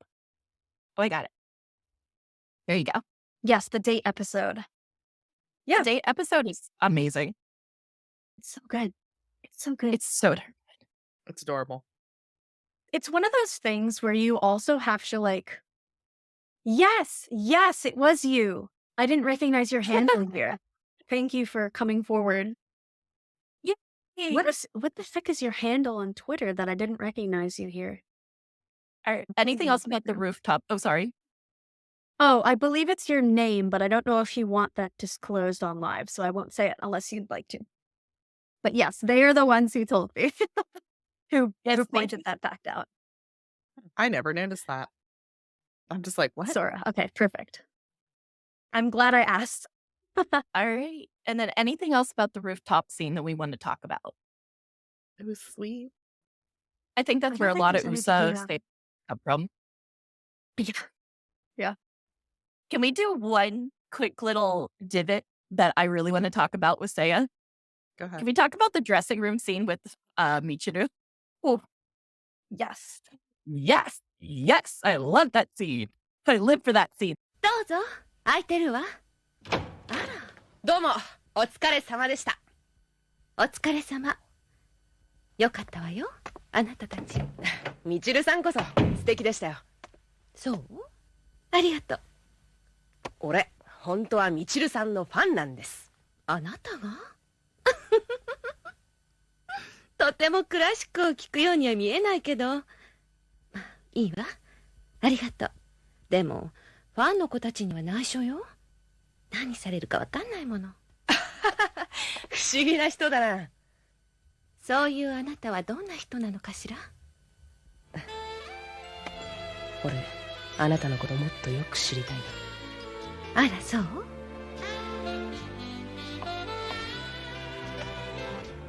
じゃあ、着替え手伝ってくださる？帰るよ、みちる。みちるさん！あら、せいや！お団子。へえ、いい男連れてんじゃん。失礼ね。はるかさんは私の大切な人よ。へえ、人が悪いな、みちるさんも。せいやこうです。よろしく。天王はるかだ。よろしく。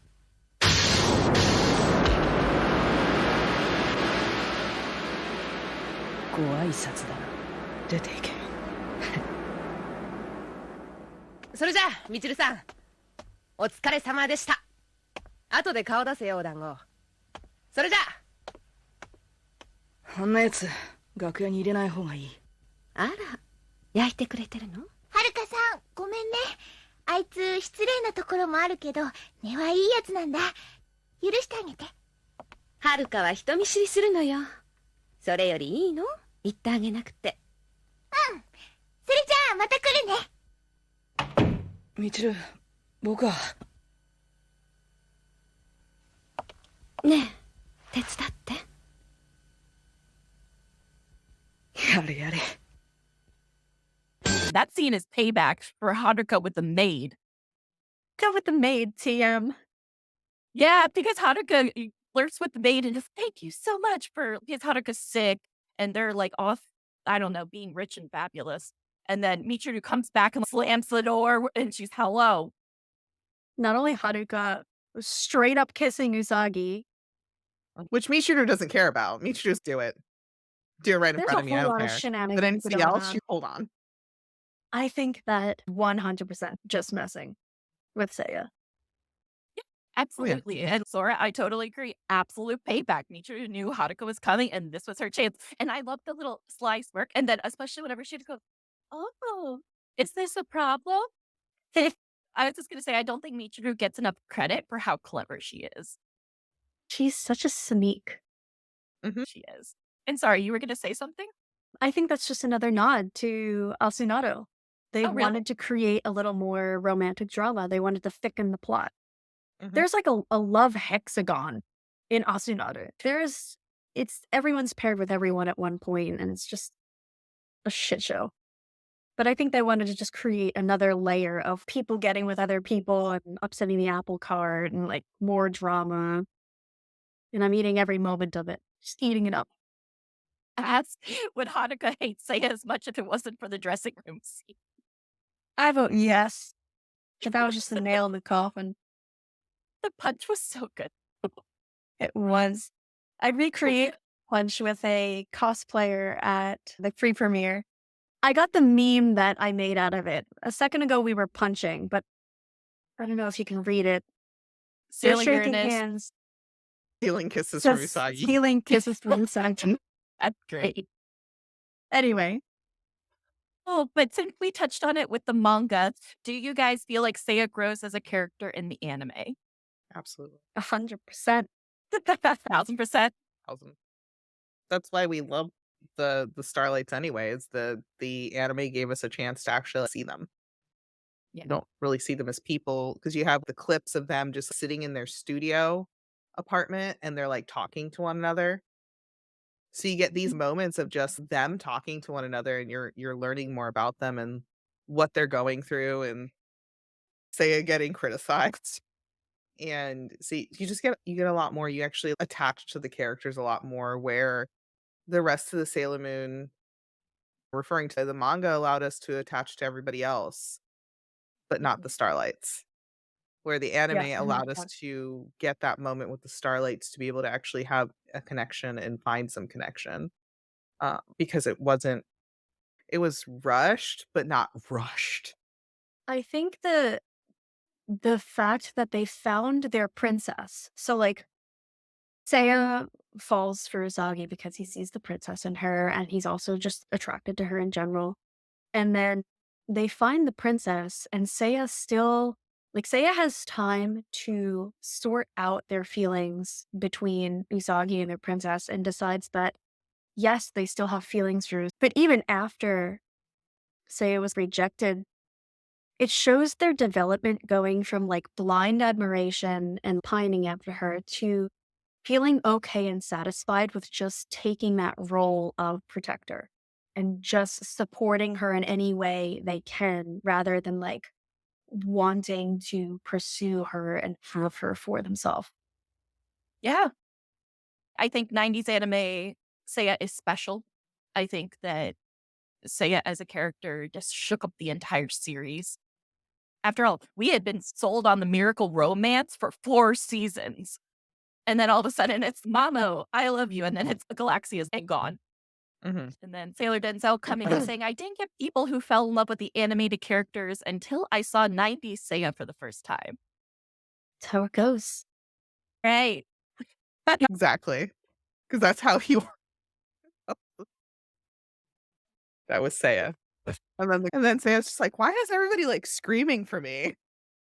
Seiya is the last to know. Nah, they know. They know. But anything else that you guys want to say about 90s anime Seiya? I think it'll come up again, even when we start talking about Cosmo Seiya, because Yeah. Cosmo Seiya, I feel the same exact way about Manga Seiya because Cosmos is literally Let's go ahead and get into it, and we'll definitely be relying a bit on you since you've definitely been able to see and understand the movies for us. So let's talk about Cosmo Seiya. So Cosmos as a whole is literally page for page the manga. There is no deviation in terms of the characterization of the characters, the plot, even the frames. It is very much a 100% true adaptation. Stark contrast to the anime. That said, I feel the exact same way about Cosmo Seiya as I do about Manga Seiya, in that I don't think they had a strong personality in comparison to the 90s anime. I also don't think they had any chance with Usagi in Yeah. any capacity. Seeing it animated like that really sent it home for me why people disliked Seiya so much, because I 100% agree. Seiya came in out of nowhere. We have no idea who this person is. They don't get any sort of chemistry or interaction with Usagi much other than a fan idol situation. And then all of a sudden, Seiya's trying to plant one on Usagi, and it's way out of here. I feel like that's going to give the North American audience that just got introduced to StarS with the Viz stuff whiplash when they see Cosmos. Like, It is I've 100% whiplash. I was gonna, especially because the 90s just sold me on Seiya so darn hard. And that's why I'm like, and you're right. Seiya's, I'm trying to think of any standout moments from Cosmos and from the first movie I saw. And now it's not like the 90s anime lives rent free in my head. Mhm. Literally, the only reason I enjoyed those, say, Uso moments in Cosmos is because I was like, I wasn't trying to compare. I was trying to enjoy it objectively, but I do ship Seiya and Usagi in the 90s. And so seeing them together in Cosmos was, yes, more validation. Oh, I did. Oh, yeah. So we're saying Seiya at least got to kiss Usagi in Cosmos. Yeah, they do a really good job of animating the scene. Where is it? I think it's in this one. There's that ambiguous scene where Seiya kisses Usagi, but you can't quite tell if it's on the cheek or on the lips. Mhm. And that exact scene is shown in the manga. And it's just as ambiguous. It's really hard to tell if it's on the cheek or on the lips. can't find it. We're in just gonna here say it now. I all think the it's the That's first what time. we want. That's like- what I'm doing.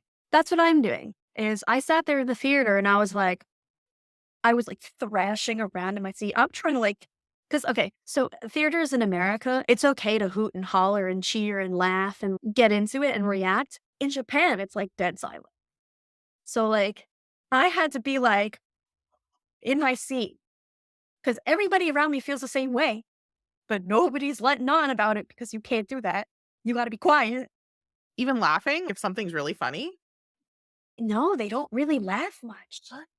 It's weird as hell. Especially so watching Marvel movies, the pop culture references and stuff are go right over Yeah. their head. But I was watching a Marvel movie. I can't remember which one it was, but there were some jokes that came in and all the foreigners were laughing. And all the Japanese people are Oh, just not reacting, dead silent. that's so different. Oh, is that my ponytail? Hang on. That's a stay a moment. Happening. Ah, my hair wrap is come undone. I have to sort that out later. But so Seiya has the exact same role. Everything is, you said, page for page. So it's going to be really interesting to see how everybody reacts. Because also, I feel like if people didn't check out the Viz stuff, it's going to be interesting having them see Cosmos as their first adaptation of Seiya.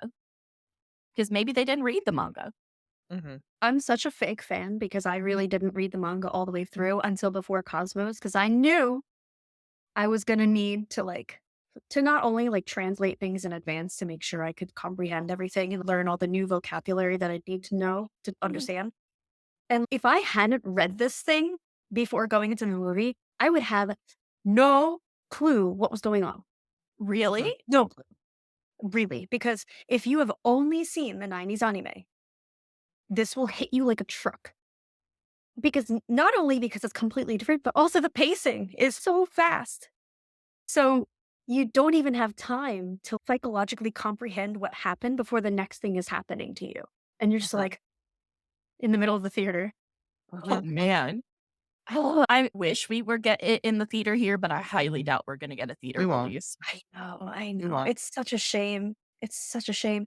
Because I saw part 1, I think, 5 times, and I saw part 2 4 times. I'm so jealous. I'm so jealous. It was so needed. It's just so different. It's the same as the manga, but it's so different from the 90s. I think animation and voices and color and everything can really impact it. Want to see They it did so an amazing job. I have no complaints. The soundtrack is good. The animation was fantastic. It's a 1-to-1 adaptation. I think my favorite part was and this is off topic, so I apologize, but Galaxia. Megumi as Galaxia was so good.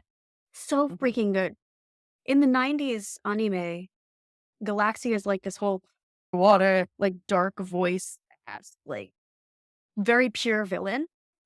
And in Cosmos, she's this soft, feminine, high pitched, just downright creepy, Oh, soft, gentle voice. And it's just the contrast between how soft and gentle and feminine she is versus how downright evil she is just adds so much. And I think that performance was just amazing. She hit it out of the park. That feels like it fits the manga because she was way creepier in the manga. yeah. She's Also much the- more creepier. I don't know those two. Loki is happy. Yes. Yeah. Yeah. My favorite fun fact fact. My favorite fun fact about the voice actors is that the voice of Sailor Moon Cosmos played Sailor Mars in PGSM. Yes, yeah. I also had no idea about coming with Yeah, my wife loves Slayers. This is her. At the premiere. Oh, let me make it bigger. Galaxia. Oh, she looks fabulous. She was shining. She was the only one who had a really glorious outfit next to what the heck is her name again? The Sailor Mars actress who played Cosmos as well. I don't. Oh, her name. Uh, I don't remember her name off the top of my head, but She always looks someone's fabulous probably wherever gonna she get it in the goes. chat. Keiko Yeah, she was Kitagawa. Keiko Kitagawa. okay. Yeah, she looked stunning as well. She looked stunning during her announcement as Cosmos. I was like, she's so pretty. I was worried for her. She came in and there was just cameras flashing and she was like, I thought she was gonna fall over. She was like drifting down the aisle. I was like, ma'am, are you okay? She was stunning. She was angelic. She just looked so good. Any other fun stories from Cosmos you have for us and our audience? I'm trying to think of anything like Seiya related specifically. Oh my fucking god. Then there was a scene in the airport after Mamoru is killed off, and the Starlights have Seiya is carrying Usagi bridal style, and they're running out of the airport. And Healer and Maker are running next to Seiya, who's carrying Usagi, Naruto running with their arms back like this. And I'm just like, why? I had to compose myself. She run faster. Too aerodynamic. Oh, man. Okay, so anything else we want to touch on Cosmos before we move into our final segment? Because we have about a half hour left. Oh, okay. Oh, the rooftops. That is so good. That is such a good point. Yeah, so Sailor Denzel asks, how about the rooftop scene in Cosmos Part 1? Okay, and I think I have that in front of me too. Let's see. Yay! You got everything ready. Am I a liar? No, I'm a liar. I'm Oh, sorry. no, you're fine. That one's in America. I can pull it up in the manga. Please hold. There. The ancient text. The Bible. Yeah, What? Here it is. Hold on. Oh, this one here? Is this what you speak of? Yes, yes. Yeah, I love that. Let me do the brain thing. I gotta think about what led up to that. Yeah, because different in the manga. Yeah, Sora, I agree with you there. That trailer was so cruel. It made it look like Seiya told Usagi she was loved, but the conversation was about the loving the stars overhead. I agree with you on that. But that was another, I think, Japanese pop culture reference as well. Oh, really? Yeah. One of the famous lines, like one of the famous ways to indirectly confess to somebody is to be like, the moon is so beautiful. Or Oh, really? it sounds so ridiculous. I'll have to look up the actual the pop culture phenomenon, but like just saying, the night is so beautiful, or I love how the stars look, is like indirectly hinting at liking someone. So I'd have to go back and watch the scene to confirm if that holds water, if I'm just talking to my ass right now. But I think that looking somebody dead in the eye and saying, Kidayo, like you're saying it to them, at them. You might be talking about something else, but you're saying, I love it. I like it. To the person. Like, come on.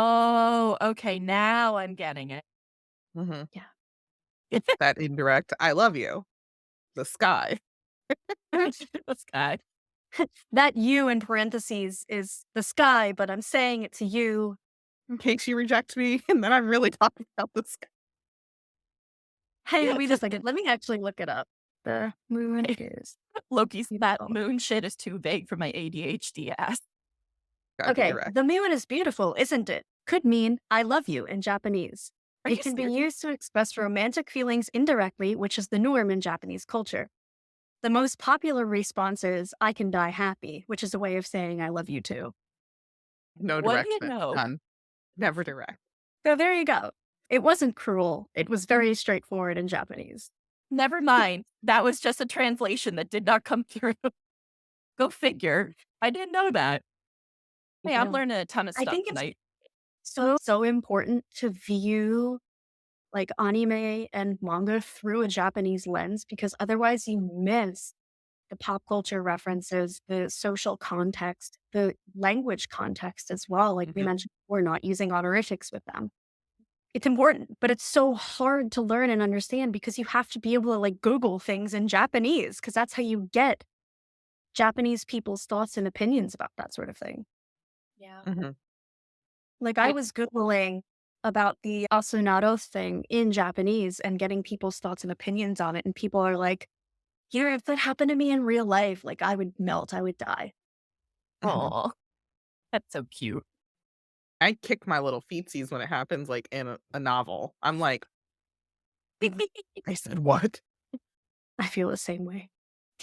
All right. So shall we move on to a new subject? Sure. Yes.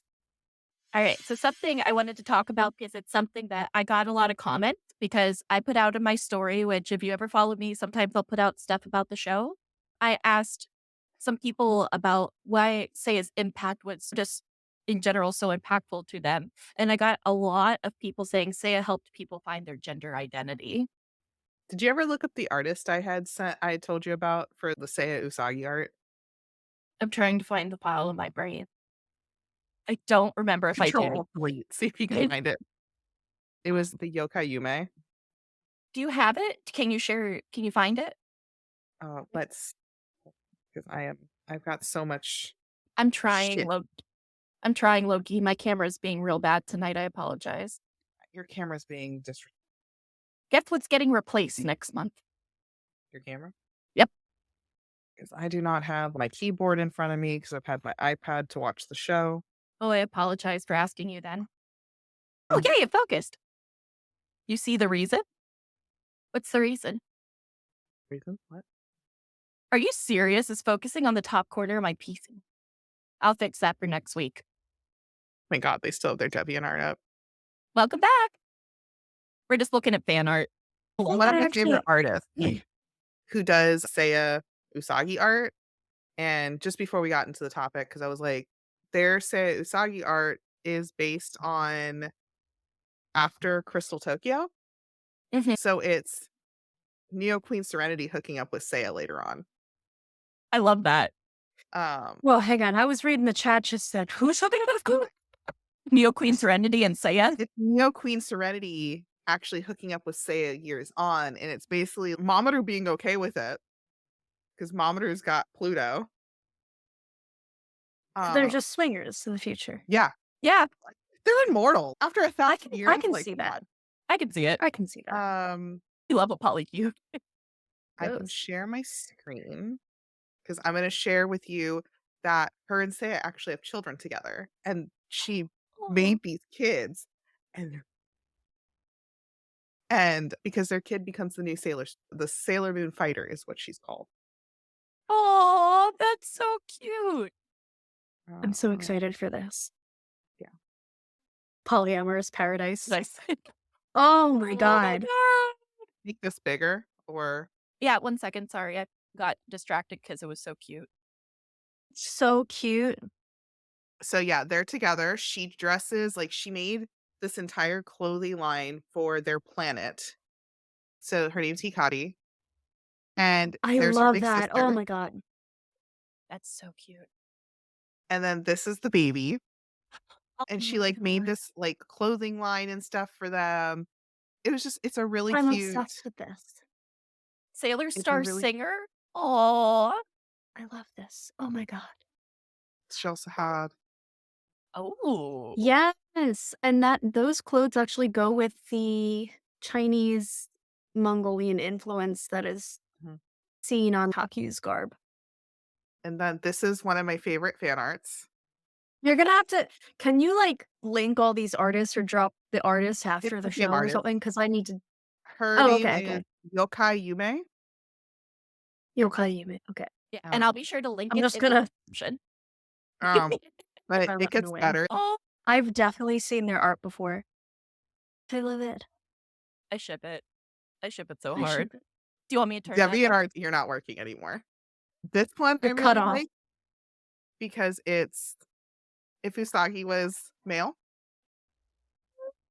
That's so cute. I'm obsessed.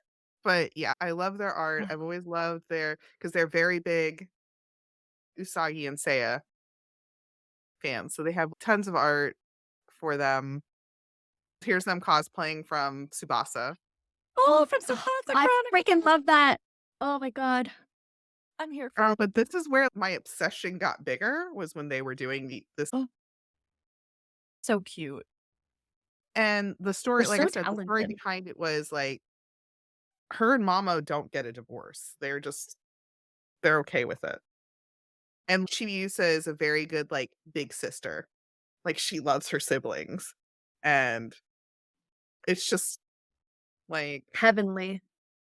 but it's one of my favorite artists. She also does, like I told you, she does Sesshomaru and Kagome art, because Mint. Sesshomaru and Kagome are my favorite couple for Inuyasha. And she drew, like, a huge manga. Like, she's got a manga called Raindrops, if anybody ever. Mad respect for people who can do that. But that was what I wanted to share really quick, because I really liked their AU that they made for them being able to hook up later on in life. So I was like, Right? okay, I'm okay with this, especially with Mama being like, I We're gonna don't be on really there. care. I'm gonna be on that for a I while. don't actually care. All right. So, shall we get back to the topic that we were going to discuss? Okay. So, we were going to discuss how Seiya helped people find their gender identity and how awesome that is. And just, you have to, especially back in the 90s, I feel like that was even more like amazing and progressive. Yeah. I think there's definitely two ways to look at it. And a lot of people are looking at it through like this was censored and I'm upset about it. But then there's also an entire group of people who saw that and like finally saw themselves being represented. Yeah. Which, that means so much. That means so much. And I think it's, I'm trying to remember my feelings when I first watched it, but it was so long ago. Mhm. And I honestly think I just like I was enamored by it. I was so intrigued and enamored. And I was not put off by it in any way, shape, or form. I was like, just seeing those transformations was just like, it resonated with me. yeah. Being able to switch like that. And I was like, I want like a titty toggle switch. Give me. Teddy toggle switch. Oh, is switch. what I'm calling it from now on. Loki, we need the quote. Quote Lex Um, 2024. Titty toggle switch. Tiddles Foggles. It's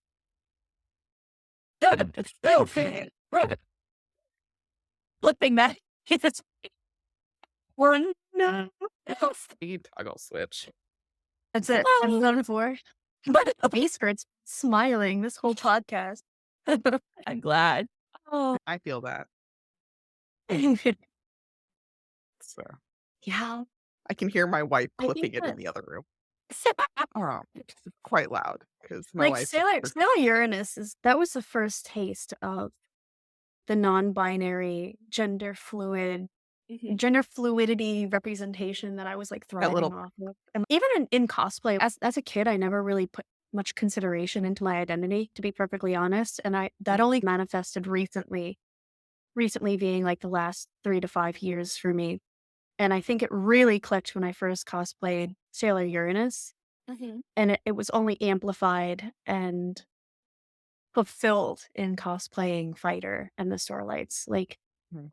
being able to showcase all sides of me as a person. Oh God, there it goes. Just no matter who you are, you can find representation in the Starlights. It's true. The Starlights are great for that. Titty toggle. To say when I get my top surgery, I titty toggled it. Look at the doc. Like, I'm gonna need you to titty toggle this. Thank you. Which off. God. Well, you're cosplaying because right now I'm just in a sports bra. And as you can see, there's really not much to be had here, just in a sports bra. So that's my titty toggle switch, is putting on 2 sports bras versus putting on 2 push-up bras. That's the titty toggle switch. I love it. My I fun wish switch. I wish you could see the bra that I wear for Fighter, because it is. I bought it in Japan, and Japanese push-up bras are no joke, dude. That is literally this much padding. It is 2 inches of padding, easy. Whoa. And it's just, I go from this to this. Titty toggle switch. Titty toggle switch. No longer a bra. It's a titty toggle switch. Exactly. Maybe that's what we should call it instead.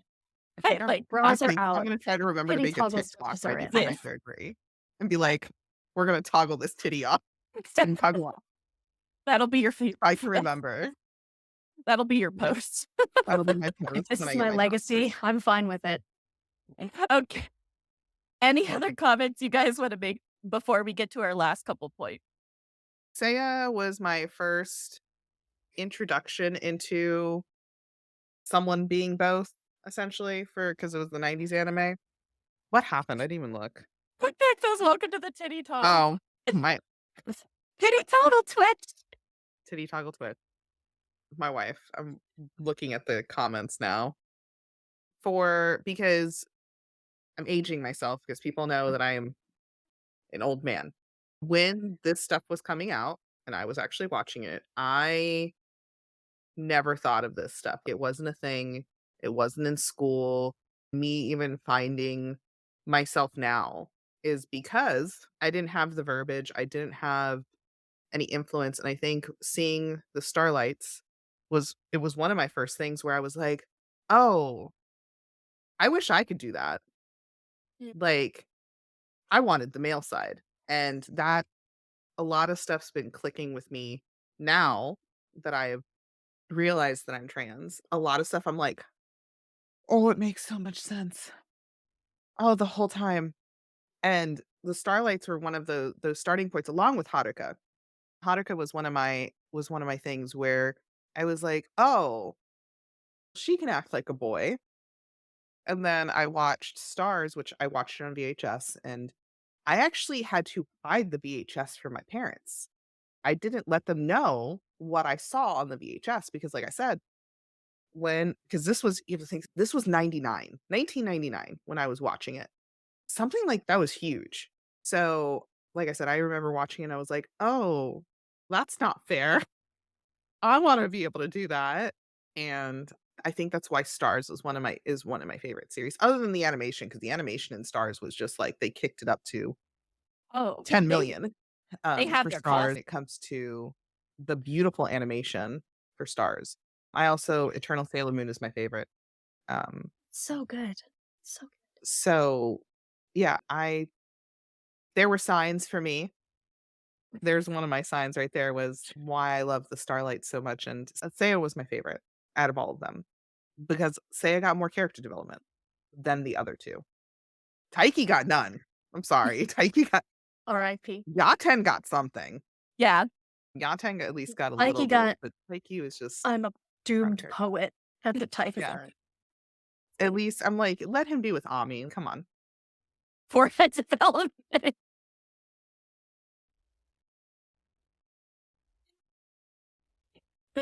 Taiki disrespect. Okay, but No, but that was my thoughts on it. That was my first time seeing that kind of stuff. Like I said, I didn't let my mom or dad see the VHS when I saw that. I was watching StarS alone and like away from everybody else because when I was watching it, thankfully we were living with my grandparents. So I had my own room and my own TV with a VCR. Those were the only Sailor Stars was the only one I did not watch downstairs on the big screen because of that, because it was the first time I had been introduced to something like that. And I was like, now I know. I didn't learn any of that stuff until probably like 120. I'm trying to think. It's probably like 2008 before I started seeing any of that stuff and understanding it. So it's 99. And then when I was learning everything, and it's just, Like a whole last decade had yeah. to go I'm like, by. "Oh, shit, what? It's a what?" I was like, oh. Think Yeah, that, and that's why I like, think a lot of while- people do find stuff there. Yeah. It's a really awesome opportunity for people to find themselves in it. And while some people are upset with those changes, I think that more than anything else, it's so much better for some people to have representation and have a way to discover themselves and feel seen. And I really think that while some people disagree with the change, I think it's fantastic. I really do. I agree. All right, so I wanted to talk about how Usagi defies fate a bit with Seiya, because I think that's a really interesting point, because we were so not with Mamo is the king, and Endymion, like everything is about Mamo, and then Seiya comes in. And then we're like, oh shit, especially in the 90s anime afterward, we're like, oh shit, this guy's awful. Seiya's amazing. And then it's just I love the Defying the Fate. I'm a big fan of that troop. I 100% am behind that as well, because I think in season 1 is when they figure out about the whole they're reborn. And in season 1, Usagi is what, 14, 15? Yeah. Imagine having your entire future already set in stone. You're like the queen of some place. You have like a child. Like that is so overwhelming and so hard to escape from and find any kind of autonomy when you're finding your way in life. And I think that Seiya represented that choice that she was never given. And especially the fact that it was completely separate from her fate. I think that gives even more value to that pairing because, like you said before, she's locked in to this destiny. But with Seiya, she's not. And it's so good. She was allowed to be a teenager falling in love, not already in love and fated to be in love. And, oh, I'm going to have a kid with this guy and be the queen of Crystal Tokyo. And Seiya I think what's interesting as well is Usagi fell in love with Tuxedo Mask and Mamoru fell in love with Sailor Moon. But if Usagi was just Usagi and Mamoru was just Mamoru, would they ever have been together? Because it's not the case with Seiya. Because Seiya fell in love with Usagi. And Seiya had no idea about her secret identity. Awesome. And then Isora had a question first. Well, would Usagi have picked Seiya if she didn't see Crystal Tokyo and meet Chibiusa? Probably. I think so. If she didn't know about the literally that she had with Mamoru? I agree 100%. And this was literally addressed in Seiya's character song. One of the lines in Seiya's character songs is, or no, it's not Seiya's character song. It was, I'm trying to think of it in English. My Friend's Love. It's the 90s song, 90s anime song, where basically the line in the song is, if you would have been mine if we met earlier. If only we had met earlier. Because imagine what would have happened if Usagi had met Seiya first before she ever knew Mamoru. Ooh. Or the whole Chibiusa thing didn't happen.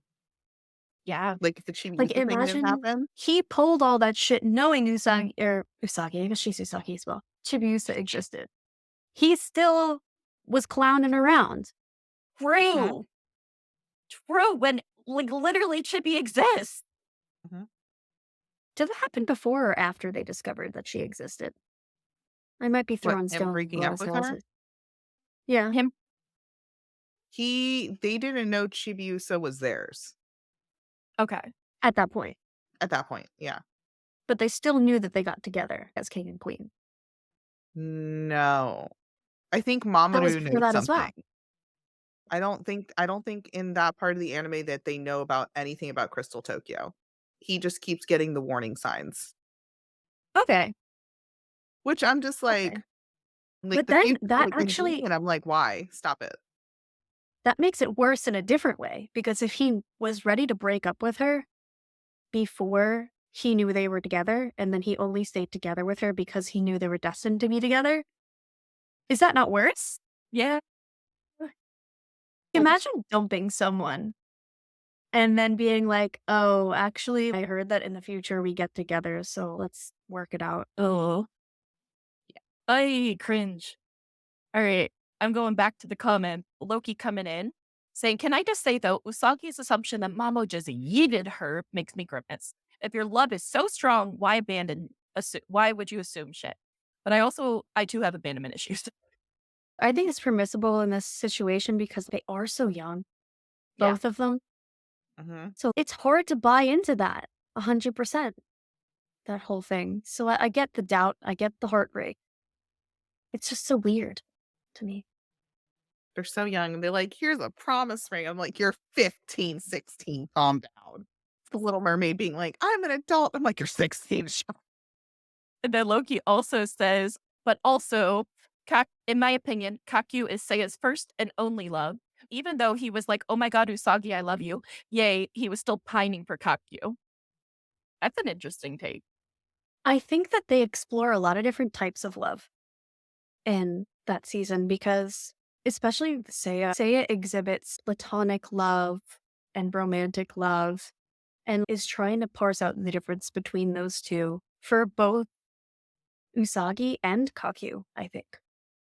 Yeah. And then the final tape player saying, I hear you, but tell them about a promise you've made recently you felt harder than the one you made when you were 15. Yeah, that's true. The whole world feels like it's calm ending. down. Advantage of the youth. But the last thing I wanted to talk about with Seiya is how, as a character, Seiya grows under the worst possible circumstances. Mm-hmm. Yeah. We touched a little bit on it earlier, but you have to remember, poor Seiya has been through it. Princess gone, planet destroyed, Galaxia evil as hell. Like, how it's looking not good. Like, it's not looking that But good. they know the damage that Galaxia has done. Yeah. The Starlight know what this bitch has done. No one else does. They're like, no, you guys don't understand. Because they don't know about the war. They don't know anything about the war that's been going on outside the solar system. No. So it's like, they're like, guys, please. The number one fuckboy in Casanova and wrong. It plays in both ways though, too. And I think it's like the perfect storm between Seiya being in this huge, how can I explain? They are going through so much emotional upheaval, and Usagi is too. And that's why they fall into each other because they're supporting each other. But at the same time, they're trying to sort out what's going on in their own hearts. So it's so much extra tragic. And then you're like, your children, calm down. You're 16. Yeah, but the world is still being destroyed. Fair. Yeah, it's trauma bonding. Yeah, Laura coming in saying, trauma bonding. yep. They're on a rooftop crying. They both sad. Sad girl hours, sad boy hours. Yep. Oh, but anything. Loki is never going to let that die. That will be your legacy. Hotel Trivago. Titties toggled. All right. That's like, What an opportunity for a relationship. Yeah. You know what I mean? Usagi's with Seiya, or Usagi's with Mamoru. She only gets what she gets. Yeah. Usagi's with Seiya. She can pick what she wants that night. Yeah. True. Shut up. The only thing you can toggle. You're scary. Use your. She just picks up the I would transformation like, and be like, same, I "Babe, toggle also. what you feeling so it's tonight? fine. What you feeling tonight, huh?" So much. All right. Is there anything else that you guys want to go over, or any other comments that have any questions for us? Are you missing anything in our menus here? I think we did really good. I think we hit it all. Mm-hmm. Yeah. Oh, I did want to put one more thing in. Yeah. And this is about, have you tried to get to this today? Any toggle switch, what color would you like?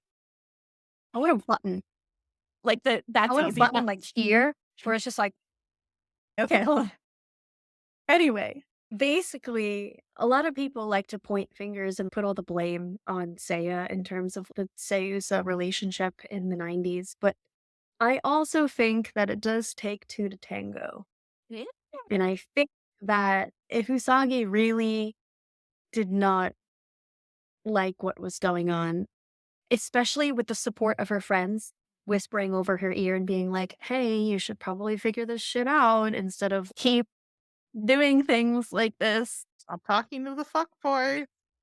Like, Usagi also played an active role in spurring on this romance And I think that's important to factor in.